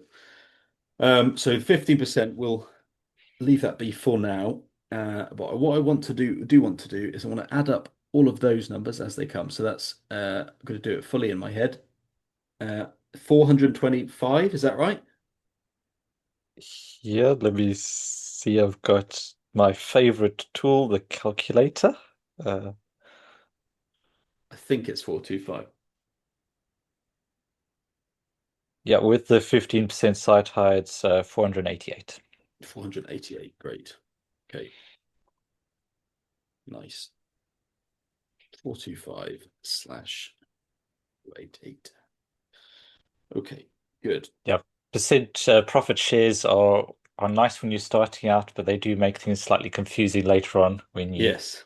essentially have to make 15% more. Yeah. And I think our best bet is to actually put that 15% onto the price at the end. So Yeah. if we cover the expenses with the price. So then I'm thinking, right, you've got your 310 minimum, you've got your £70 general expenses, you've got your £45 food. Um, then I want us to put 20 to 30% on top for profit, for unseen expenses, for marketing, for that sort of thing. So let's put another 20% on there would be another 100 quid basically, because that's nearly £500. So let's round it up to five. Let's go 550 as a number for the day. Does that sound all right? Yeah, So that was then about where I was getting to. all you need to do, Bracken, then is if we can make your prices so that you make £5,500 a day, you'll be have 90% gross profit margins, and we're done. No. So I'm looking at this and I'm thinking about the numbers. So we've got 12 to 14 people. It's 14 Yeah. total capacity. You will not have any more than 14. do you think? 14, this is something that I've been eyeing about a little bit. So with a 2 hour session with little ones that want to play a lot, 14 kind of still feels really busy and is a Yeah. bit more. I'm kind of thinking about the flow over the course of a day, that Mm. whether it's better to run 12, I'd be very happy with 12. 14 might spread the price a bit, but I think I could get to everyone over the course of a day. But it would be Okay. quite busy feeling because that's 14. Plus, I also let younger siblings below the age go free, and then there's the parents on top. So it'll probably be 30-ish people. Yeah. Yeah, that is busy, isn't it? Excellent. Okay. So I'm just looking at all of these numbers and thinking. So it's going to be an expensive session. I say expensive quotes in the context of forest school pricing, Yeah, of course. But what you're doing is really valuable. And I think it being a whole day is really good.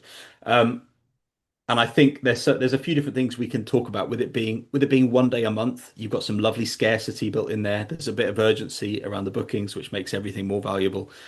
You could also do payment options for maybe those that can't afford it, and also payment options for those that can. So I think when we talked about this before, we discussed the idea you can actually give a big discount to someone if they pay for a huge period of time up front. So for example, what if you had a 12-month booking option? It's only 12 sessions, but they could lock it in for the whole year and you could have some kind of contingency or guarantee. So it's like, right, actually, if we can't run, you will get a refund or whatever it might be, to bring the cost down as well. So I'm thinking what I want to go with, I think, is and this is food is a little bit stretched here, obviously, because we've gone up to £45. But if we say, right, with the profit margin on top, it's about 550 quid that you need to make.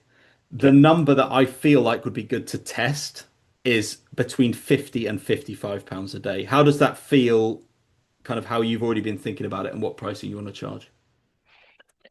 Yeah, it's ballpark. It's so I find whenever I've gone at pricing, for me personally, I've kept coming back to roughly £10 per hour Hmm. for things to work out well. Yeah. So when it was a 2 hour session, I was looking at it and I've been moving gradually towards it, £20 for a 2 hour session.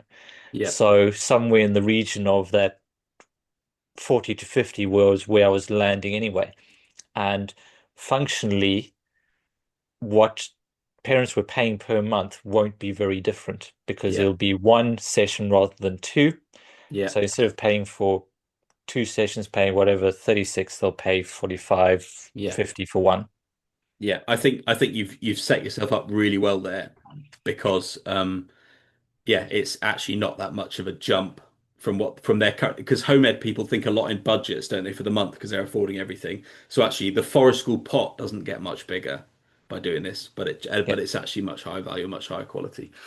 Yeah, so I think that's good. And just sort of for you as well. So the home ed session that I run at the moment, 5 hours is a drop off, and the discount. This is for booking for the entire term only it's £39.60 for 5 hours. And we don't do half the cool stuff you've got.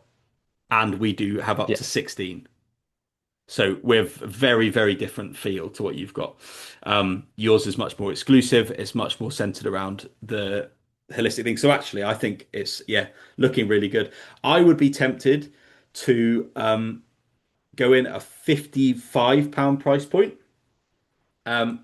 or even maybe push it to 57, 50, 59, and then offer block booking discounts to bring it back down.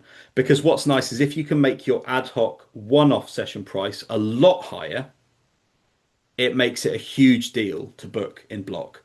So for example, our home ed, Yeah. £39.60, but I think the ad hoc is 47 or something like that.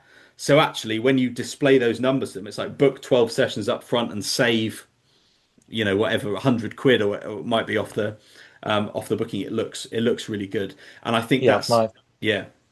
I do. So currently, I still have fortnightly bushcraft sessions for homemade families, Yeah, and it's the prices are £18 per session if you book the entire quarter. yeah, So it's way over 192 for 6 sessions, yeah, somewhere around there, 5, 6 sessions. Or they can book individual sessions, which is at £24. So it's a yeah, £6 uplift. Some people take it, but I'm never really upset about it yeah. because yeah, there might be one few booking there, but they're paying over the price. So I've always based my base rate at the block booking rate, at the Mm, discounted rate. So yeah, that's what I'm aiming for. If people then buy single tickets, then it's a little bit extra. yeah.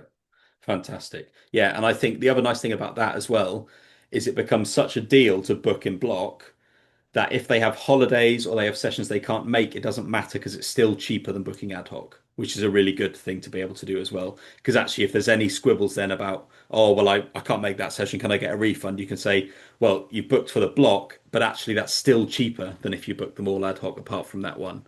So, and another option as well that I've seen some forest schools do, book in block. If there's any sessions you can't make, you can sell them back to the forest school and then they can book them up again. So there's loads of different options you can do for that. But so I think given the kind of the value of it, I wonder about doing as an ad hoc price because the fact you've got siblings coming free, you've got parents can come or not. There's so many good. The food is included, lunch is included. Like you're hitting, all the really good stuff. I wonder about testing to start with. Nice aside here on pricing. It's always better to start high because you can go down. Don't start low and then have to go up because you get much more friction that way. So I wonder about as an ad hoc price, doing like 57.50, and then as a block booking price, 50 or 49.50 or something like that. Because bear in mind we've put the profit margin in on top of about £100 for the 20%. That also covers your site rental. So it's covered in that as well. So we don't need to add. And that means that they're saving £8. So if they book, I'm gonna have to do my quick maths here, 8 times 12. So they save £96 by booking Yeah. the year up front, which is really good. And what is 12 times 49.50 as an example? Always nice to keep it below 50 can. 594 quid, which for a year of forest school is pretty good because Yeah. our home families pay that every term to come once a week. So that's yeah, great, I think. I think that works well. What do you think about that as an idea? Do you want to go? I think keeping it under 50 is really nice. Yeah. Psychologically, it's the old 99p versus £1 situation. Um, I think, yeah, 59.50 and then having the expensive ad hoc session on top would be a really good option there to try.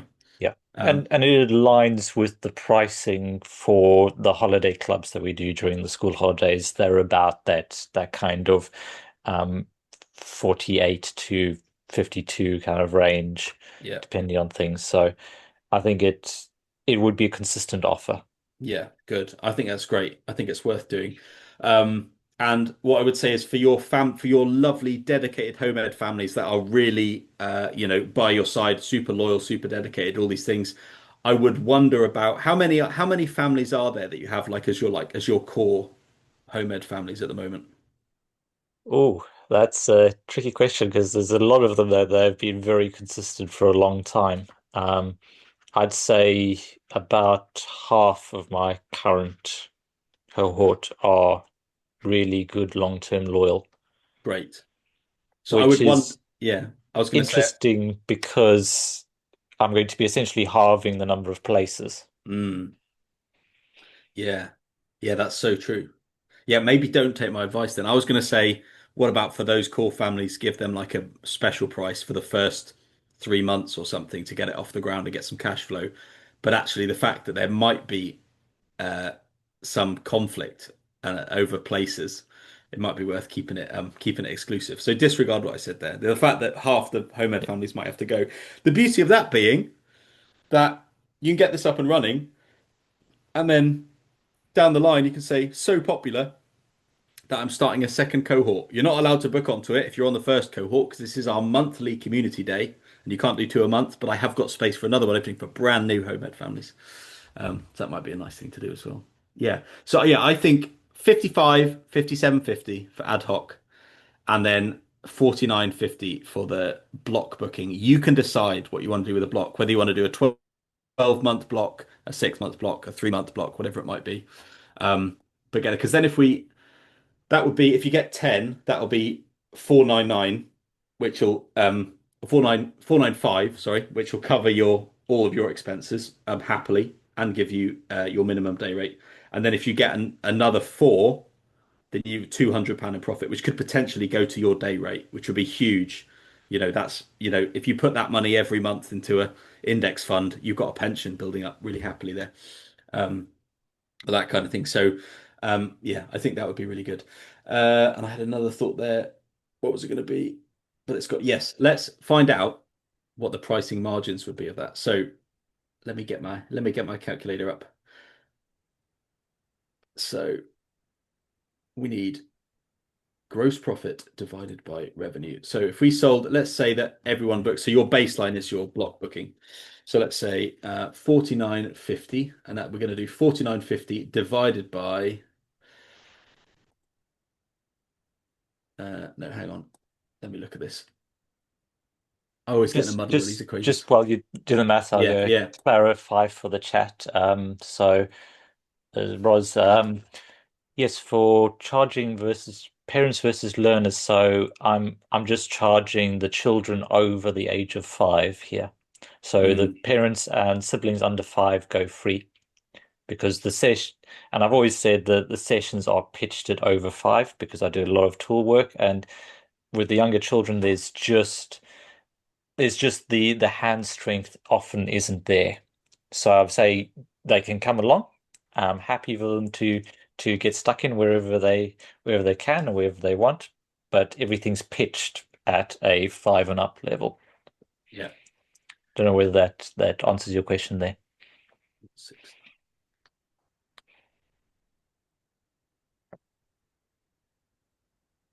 And just go hit your other question there while Yeah, we're keep going. well the maths are there.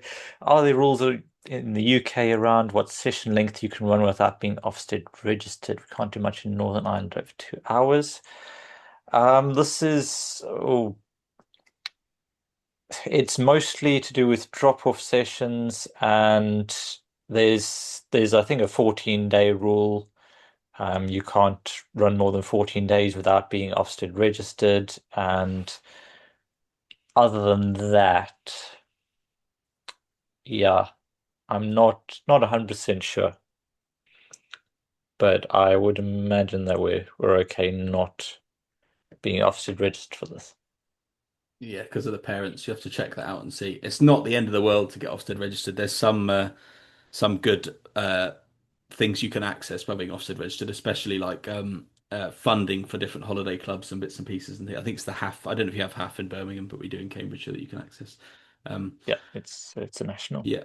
So I'm just doing a fun bit of maths here. So your profit margins for this are 30%, which isn't terrible. A lot of forest schools are running a 10% or 15% profit margin. So you could Or squeeze that up a 1 or bit. 2%. Yeah.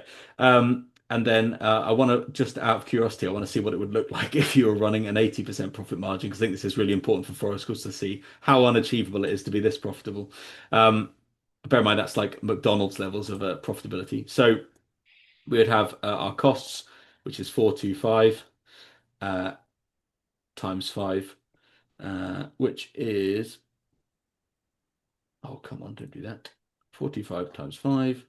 You would need to bring in £2,125 a day to be that profitable. And if we divided that by 12, then you have to charge £177 per child to be for 80% margins.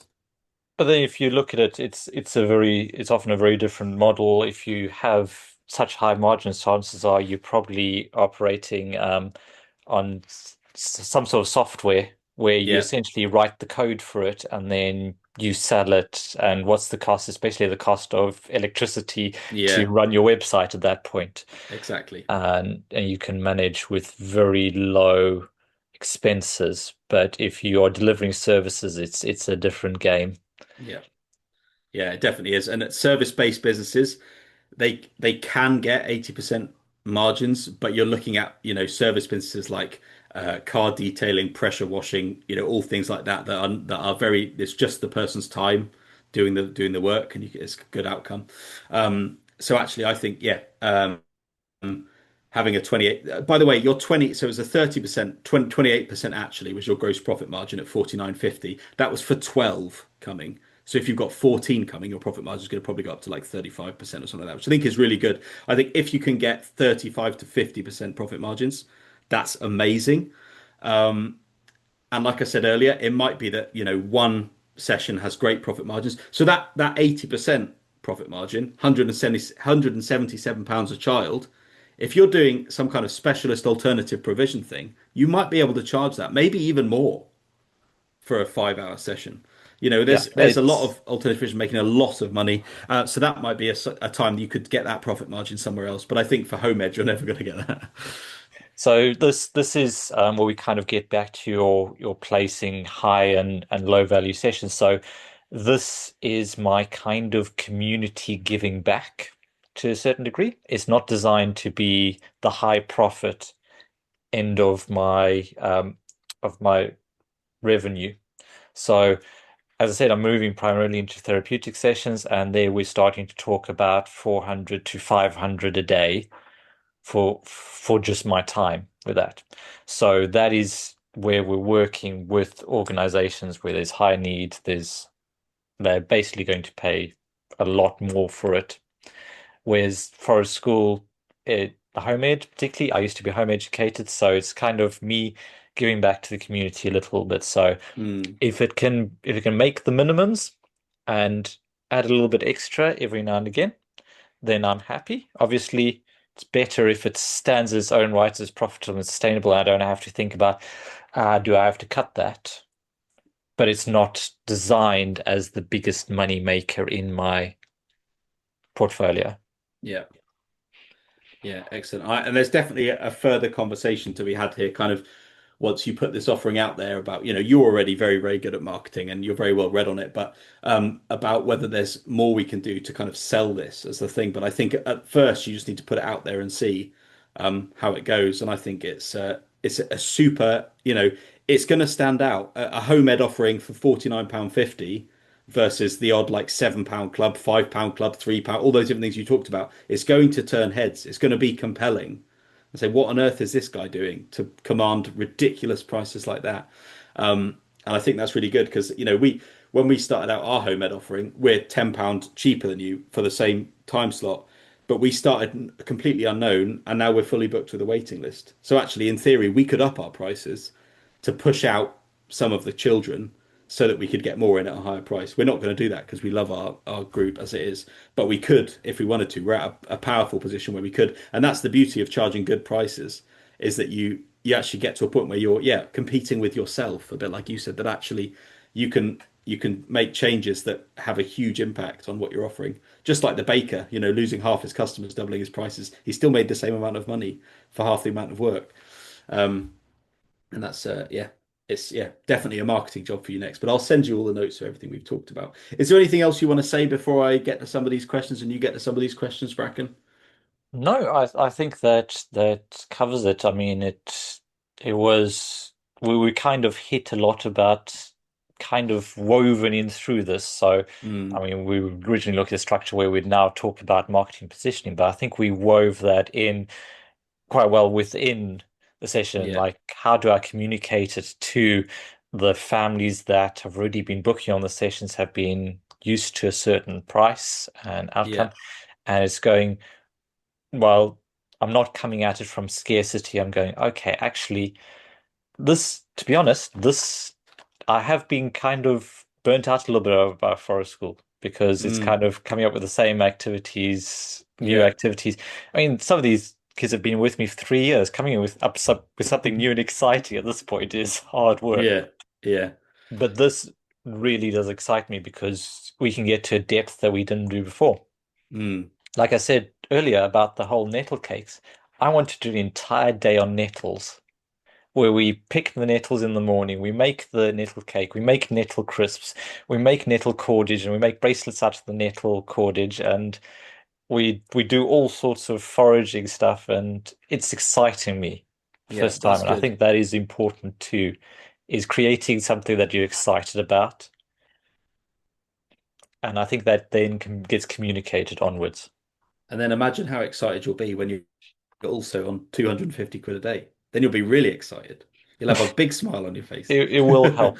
It will help. Yeah, that's fantastic. No, it's really, really good. And yeah, a massive thank you to everyone who has listened to that discussion right through because we had an hour and a half in mind and we've gone, we're only 19 minutes over, which for me is actually pretty good because I blow right past that often. Yeah, I think then I'm going to just work through the questions in the chat because I haven't had a chance to read the chat yet.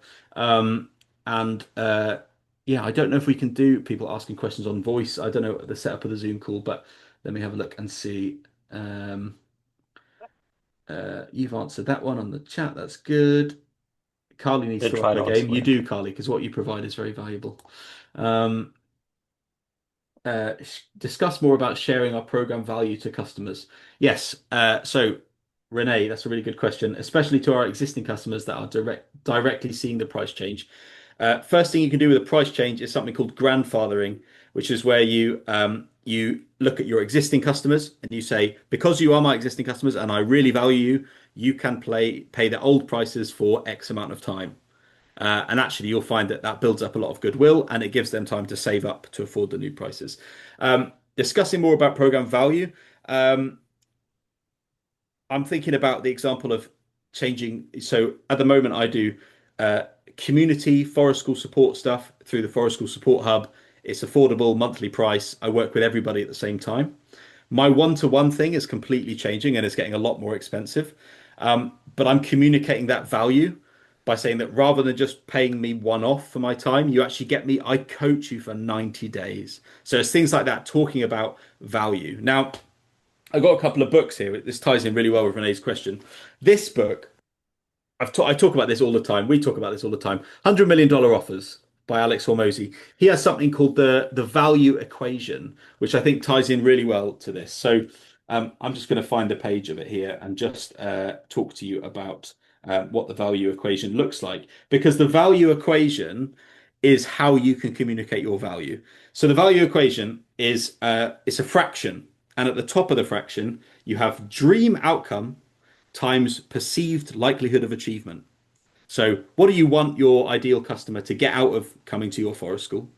And what is the likelihood that they will get that? It's probably pretty high. I want my child to come play. I want them to be looked after so I can go and do work. I want them to get this skill and that skill and whatever. Chances are they will. And then divided by, these are the negative bits of value, time delay and effort and sacrifice. So if you're communicating value and you're increasing the price, you can say, I'm increasing the price because I'm hiring new staff so we can do more with your child. And that's going to mean that we can move your child further, faster through their holistic development and their play and their interests and the things that they want to do. We're also, because we're increasing the price, we're reducing the time delay on whatever aspect it might be. So you get it faster and less effort and sacrifice. We can do this, we can do that, we can do that. We'll provide a lunch, which is, different from you bringing a packed lunch before. That's why we're bringing the price up. So yeah, that's a really good book to read on value, and I recommend that very much. $100 Million Offers. Yeah, Yeah, you want to comment on that that as well, was Bracken? so when I made that initial big raise, the conversation I had with my existing customers was very much about, okay, this is about the next step. It wasn't just, okay, I don't have enough money, I need more money. It was, okay, this is what I want. This it may well be part of that, but this is these other things that I want to create. I want to free up more time so I can spend more time planning great quality sessions. I want to invest a bit more in tools and equipment. I did actually want to bring in some better saws and some better fire steels so that children could achieve more. And I wanted to bring, more importantly, in an assistant because I felt like it would add extra value. So that was the conversation I had going into this pricing change. And then I also agree totally with the stuff on value. And it comes back to that. What is your unique thing? What is the thing that you love doing at forest school that you're really good at? Lean on that. Really push that. I use this example all the time. One of the leaders I know, absolutely amazing at natural dyes. That's her thing. She loves doing it. She'll dye wool, all sorts of colors. She'll talk about mordants and whatever. She and she's really good at the crafts, at wool, at all that sort of stuff. And so that her forest school offer should really lean on that and go, okay, if your children are interested in wool and spinning and everything else, come to the session because this is what I do. And then suddenly they're not comparing this forest school to this forest school. They're comparing this wool-based forest school to this sticks and guns forest school. And you end up attracting the right customer for you. Mm. Yeah, and there is space for everybody in the market. There really is. Forest school is not a saturated market, despite what some people would say. There is so much scope for you to get out there and do your thing and advertise your unique thing. And I honestly thought I'd scrape the bottom of the barrel because I was like, okay, I'm getting like 4 or 5 children a session. It's like there must not be that many homemade kids out there. And did some proper marketing, and suddenly, wow, there's hundreds, and I haven't had a problem since. Yeah, it's amazing. No one knows you exist. That's always the thing. And I'm looking at yeah, go on. there's still someone that came to a session, walked into a session, said, I've lived next to this park for 10 years, and it was only because I walked through today and I saw your sign that I knew you existed. Like, you don't know who you're not reaching. No. I think the lesson is post more, lots Yeah, more, lots lots more, more. lots more, and spend money on it. So I earlier in the year I did a very expensive thing, a very high value thing, Bracken. I spent £1,200 learning meta ads. It was a 1 month course, 1,200 quid, the most I've ever spent on any training ever. And I got value from it from day one. They were amazing what they delivered. But learning to do meta ads, yeah, getting out there to cold audiences, people that don't know you exist, and paying to reach them and tell them about all the exciting stuff you have on offer is really cool. So looking at a question from Roz about have you got some examples of the high value activities you're offering versus the £5 provider? Yeah. So I don't know what the £5 provider was offering. All I know is it was a lot of children, one leader, not a very nice forest school area, not a lot to do. That's the feedback I've had. From our point of view, we try and have a big range. So we have like an hour and a half, and we'll have all the usual stuff, the core stuff, the loose parts, the hammocks, the mud kitchen, the swings, the tree net, the blanket with books on and cuddly toys. This is for the toddlers, all that kind of thing. And then we have some structured stuff. So we'll have some kind of tough tray sensory thing, some kind of art and craft, some kind of food, maybe a game, maybe some kind of creative kind of prompt, inspiring like a story, like a hook, like a bit of inspiration. So we do all that, but I don't think that's what they mean by our activities being higher quality. I actually think that it's something that I subtly do at the end of every session. So we have our circle, we get together, and I say, "Who's coming back next week?" And all the kids put their hand up. And I say, "What would you like to do next week?" And the kids will come out with some weird stuff. They might say like, "We want to grow something green," or whatever it might be that they ask about. And me and Kerry, my colleague, we start looking and planning for what those things might be. And then the parents also, this is the bit where the value comes in. I think the parents get to also say, "I would like us to play hide and seek," or "I would really like to read this story in the fire circle." And then the next week when they come, we've done it for them, and they feel looked after and nurtured, and it's personalized. So that's what I think actually is the high value, is me asking them what they'd like to do. It's almost a psychological value rather than a real value thing. They feel seen, they feel heard, and every week when they turn up, the thing that their kid asked about the week before is there. We care about them, we provide it. So I think that's a really big thing there. Yeah. And I've seen a comment by Renee desperately trying to hire a man. I think that's such a good point. I think there really is. This is, why on earth is that a factor of value, whether the forest school leader is a man or not? But it is.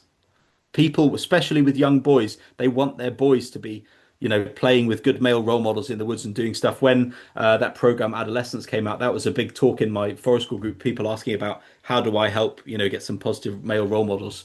And I think it is huge. I think especially for toddlers, but across the board, if you can get men, that will increase the value of what you're offering. They have to be good But men and they this have to be really good, exciting, enthusiastic forest school leaders. But yeah. this is where we get to one of the structural problems we have, and it's also related to pricing, is that um, it was a lot of the really great men that I think would be absolutely fantastic in the outdoors. I know some really great scout leaders and whatever.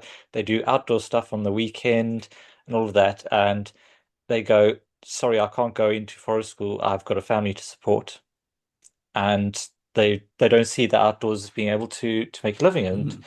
And for whatever we say, a lot of men are driven by the need to provide for a family and make it work. And I'm lucky enough to be in a space where I don't need a incredibly massive income to get by. And otherwise, I would be also getting an office job and being stuck inside most of the week. So I think rising tide floats all boats. If we start changing the conversations around value and around pricing, we can create different changes. Yeah, definitely. And my really big mission beyond just doing forest school is about making sure as many children as possible have access to outdoor play. I think that's really important. And to achieve that mission, and this is where forest school support comes in, I want to make a career in the outdoors viable and fulfilling for practitioners. So I am my everything I do that isn't actual boots on the ground forest school stuff, all the forest school support, which is that's the bit that means that I can afford to do this as a line of work, is the extra stuff I do. Um, it's about making a happy living playing in the woods. I want to help people make a happy living playing in the woods. An actual living. I want to help them with their pricing, up their stuff, because what we do is really, really valuable. And yeah, I think it's hugely important. I think you and I, Bracken, are in a really fortunate position at the moment in that I don't know about you, but I haven't got a mortgage yet. I'm renting and I haven't got any kids. And that's once those two things come in, I'm going to have to rethink or my pricing again or things like that because that's where it gets scary. And I think that's why there aren't enough men in the sector doing things. Yeah, I mean, hand on heart, that's one of the biggest drivers I've had is the thought, touched on it briefly earlier, is okay, what happens if my wife gets pregnant and come to paternity leave? At the moment, I couldn't afford to take a month off, Mm, never mind 2, 3 months to be able to help and be an equal partner and be helpful within that. So that's a big push to change. yeah, And I think we've got to, and it helps be able to give selfless reasons for it. yeah. See, I there's think another. one thing I was just going to say quickly there on that as well is that yeah, the kind of the argument can be, oh, well, just if you can't afford it, get a job on the side a couple of days a week or a weekend job or an evening job, whatever it might be. But actually, what helps you succeed in business is going all in on the business. If you can't do that because you've got to go and be at work and earn your money, then actually you haven't got the time to give to make a success of the thing. Especially if we're talking about you need to advertise loads more. Where are you going to find the time to do that if you're also doing a job and doing things? And I think that's something that a lot of leaders struggle with. A lot of these questions have been answered here so far. Yeah, There's a question about underpricing right at the end here. let me So see much of my that. program is exactly the quality I want it to be. I've just been underpricing myself. How do I explain a price change that won't produce much outside change to the current program? I mean, this goes back to the earlier point where we were talking about communicating pricing. I'd say either yes, you've got to change something or provide an entirely different program. In a way, me setting up this new offer is a reset button because they're not So comparing it true. directly to what was before because it's something totally different. So if you run with the entire class, go, okay, hey, I'd like to run a really focused group with six, and we focus on those children that have real additional needs that need social and mental health support. that are really struggling, and we nurture those. And that's a different session. Another completely different way, this is more applicable to homemade sessions. One of the things that I did for the families that have been with me for 2 years. On the 2 year anniversary, I gathered all the photos we'd taken of their children, popped them all in an album, passed them on to. So it didn't take me that much extra time, but the look on their faces and the amount of value they got from that was amazing. Another thing Mm, I did to try and get people in when I initially changed prices was I just offered an extra consultation. I said, "Hey, if you book before this date, we'll jump on a call together and we'll just discuss your child's learning. I have a bit of experience in education. I have a lot of experience as a forest school leader. There's probably things you're struggling with as a parent of a homemade child. You probably don't get to talk to another professional about this. So hey, we'll just spend half an hour, 45 minutes, and we'll talk about how we can make things better, how we can tailor things specifically to your child." yeah, really good answer. And I think as well with the explaining a price change, you can say I'm changing the price because I can't, I'm not able to keep going. That's very real, and the people that really value what you do will understand that. And remember that the group that you have coming to your forest school currently, Renee, is a very, very, very, very small percentage of the children in your population. So actually, you know, 99% of people aren't going to notice your price change at all because they didn't notice what it was before.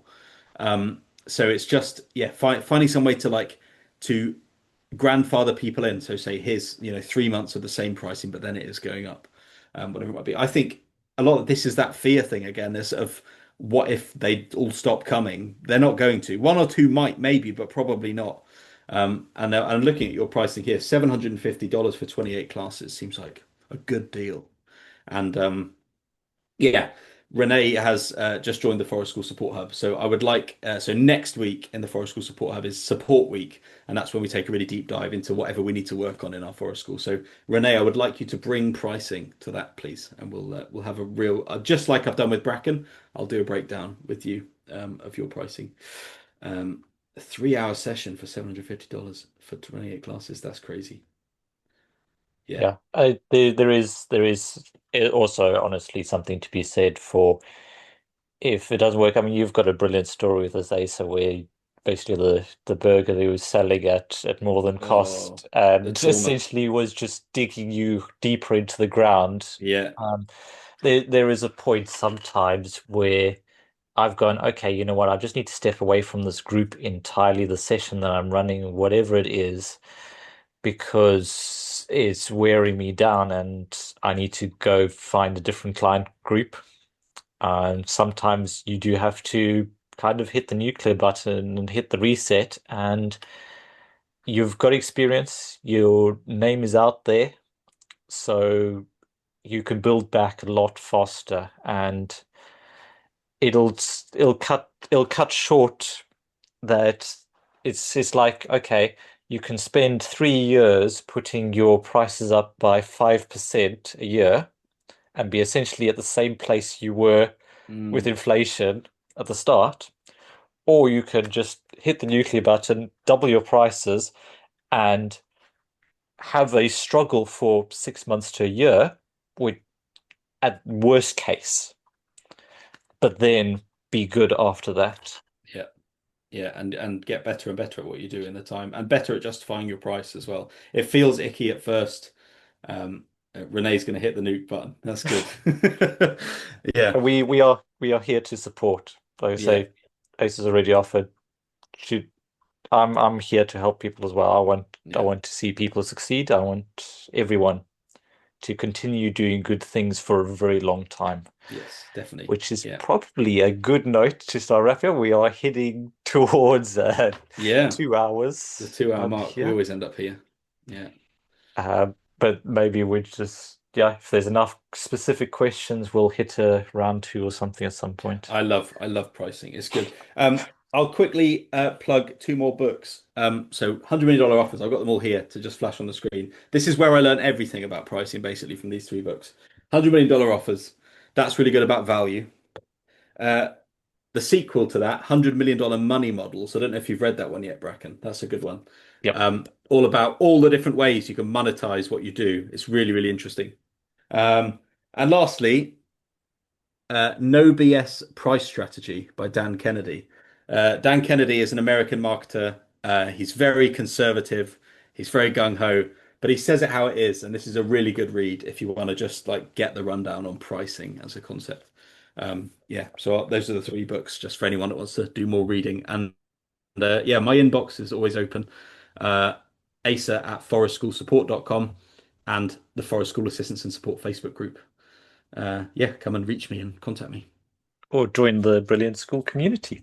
Oh yeah, the Forest School Support Hub. Yeah. Plug that for you if you don't. Yeah. Yeah, what can I say about the Forest School Support Hub? It's amazing. Um, it's in its fifth month. All the members inside are really happy and having amazing results. It is an affordable alternative to one-to-one Forest School consultancy and mentorship. Carly's in there. She's plugging it here. If Carly's can get to her school in time, she can share a link in the comments here for anyone that wants to have a look. It's amazing. We've got courses, live sessions, all kinds of group consultancy. We have this lovely calendar. So every month, week one is a workshop week. So I pay someone to come in and deliver a workshop. Week two is planning week. We spend that week, working on important stuff. Week three is support week, where we spend that time getting help with the big problems in our forest school and solving the challenges. And week four is community week. That's where we all get together and have a social and play together online. It's open to members from the US, members in the UK. We're mainly in the UK time zone because it's me running it and I don't want to get up at 4 o'clock in the morning.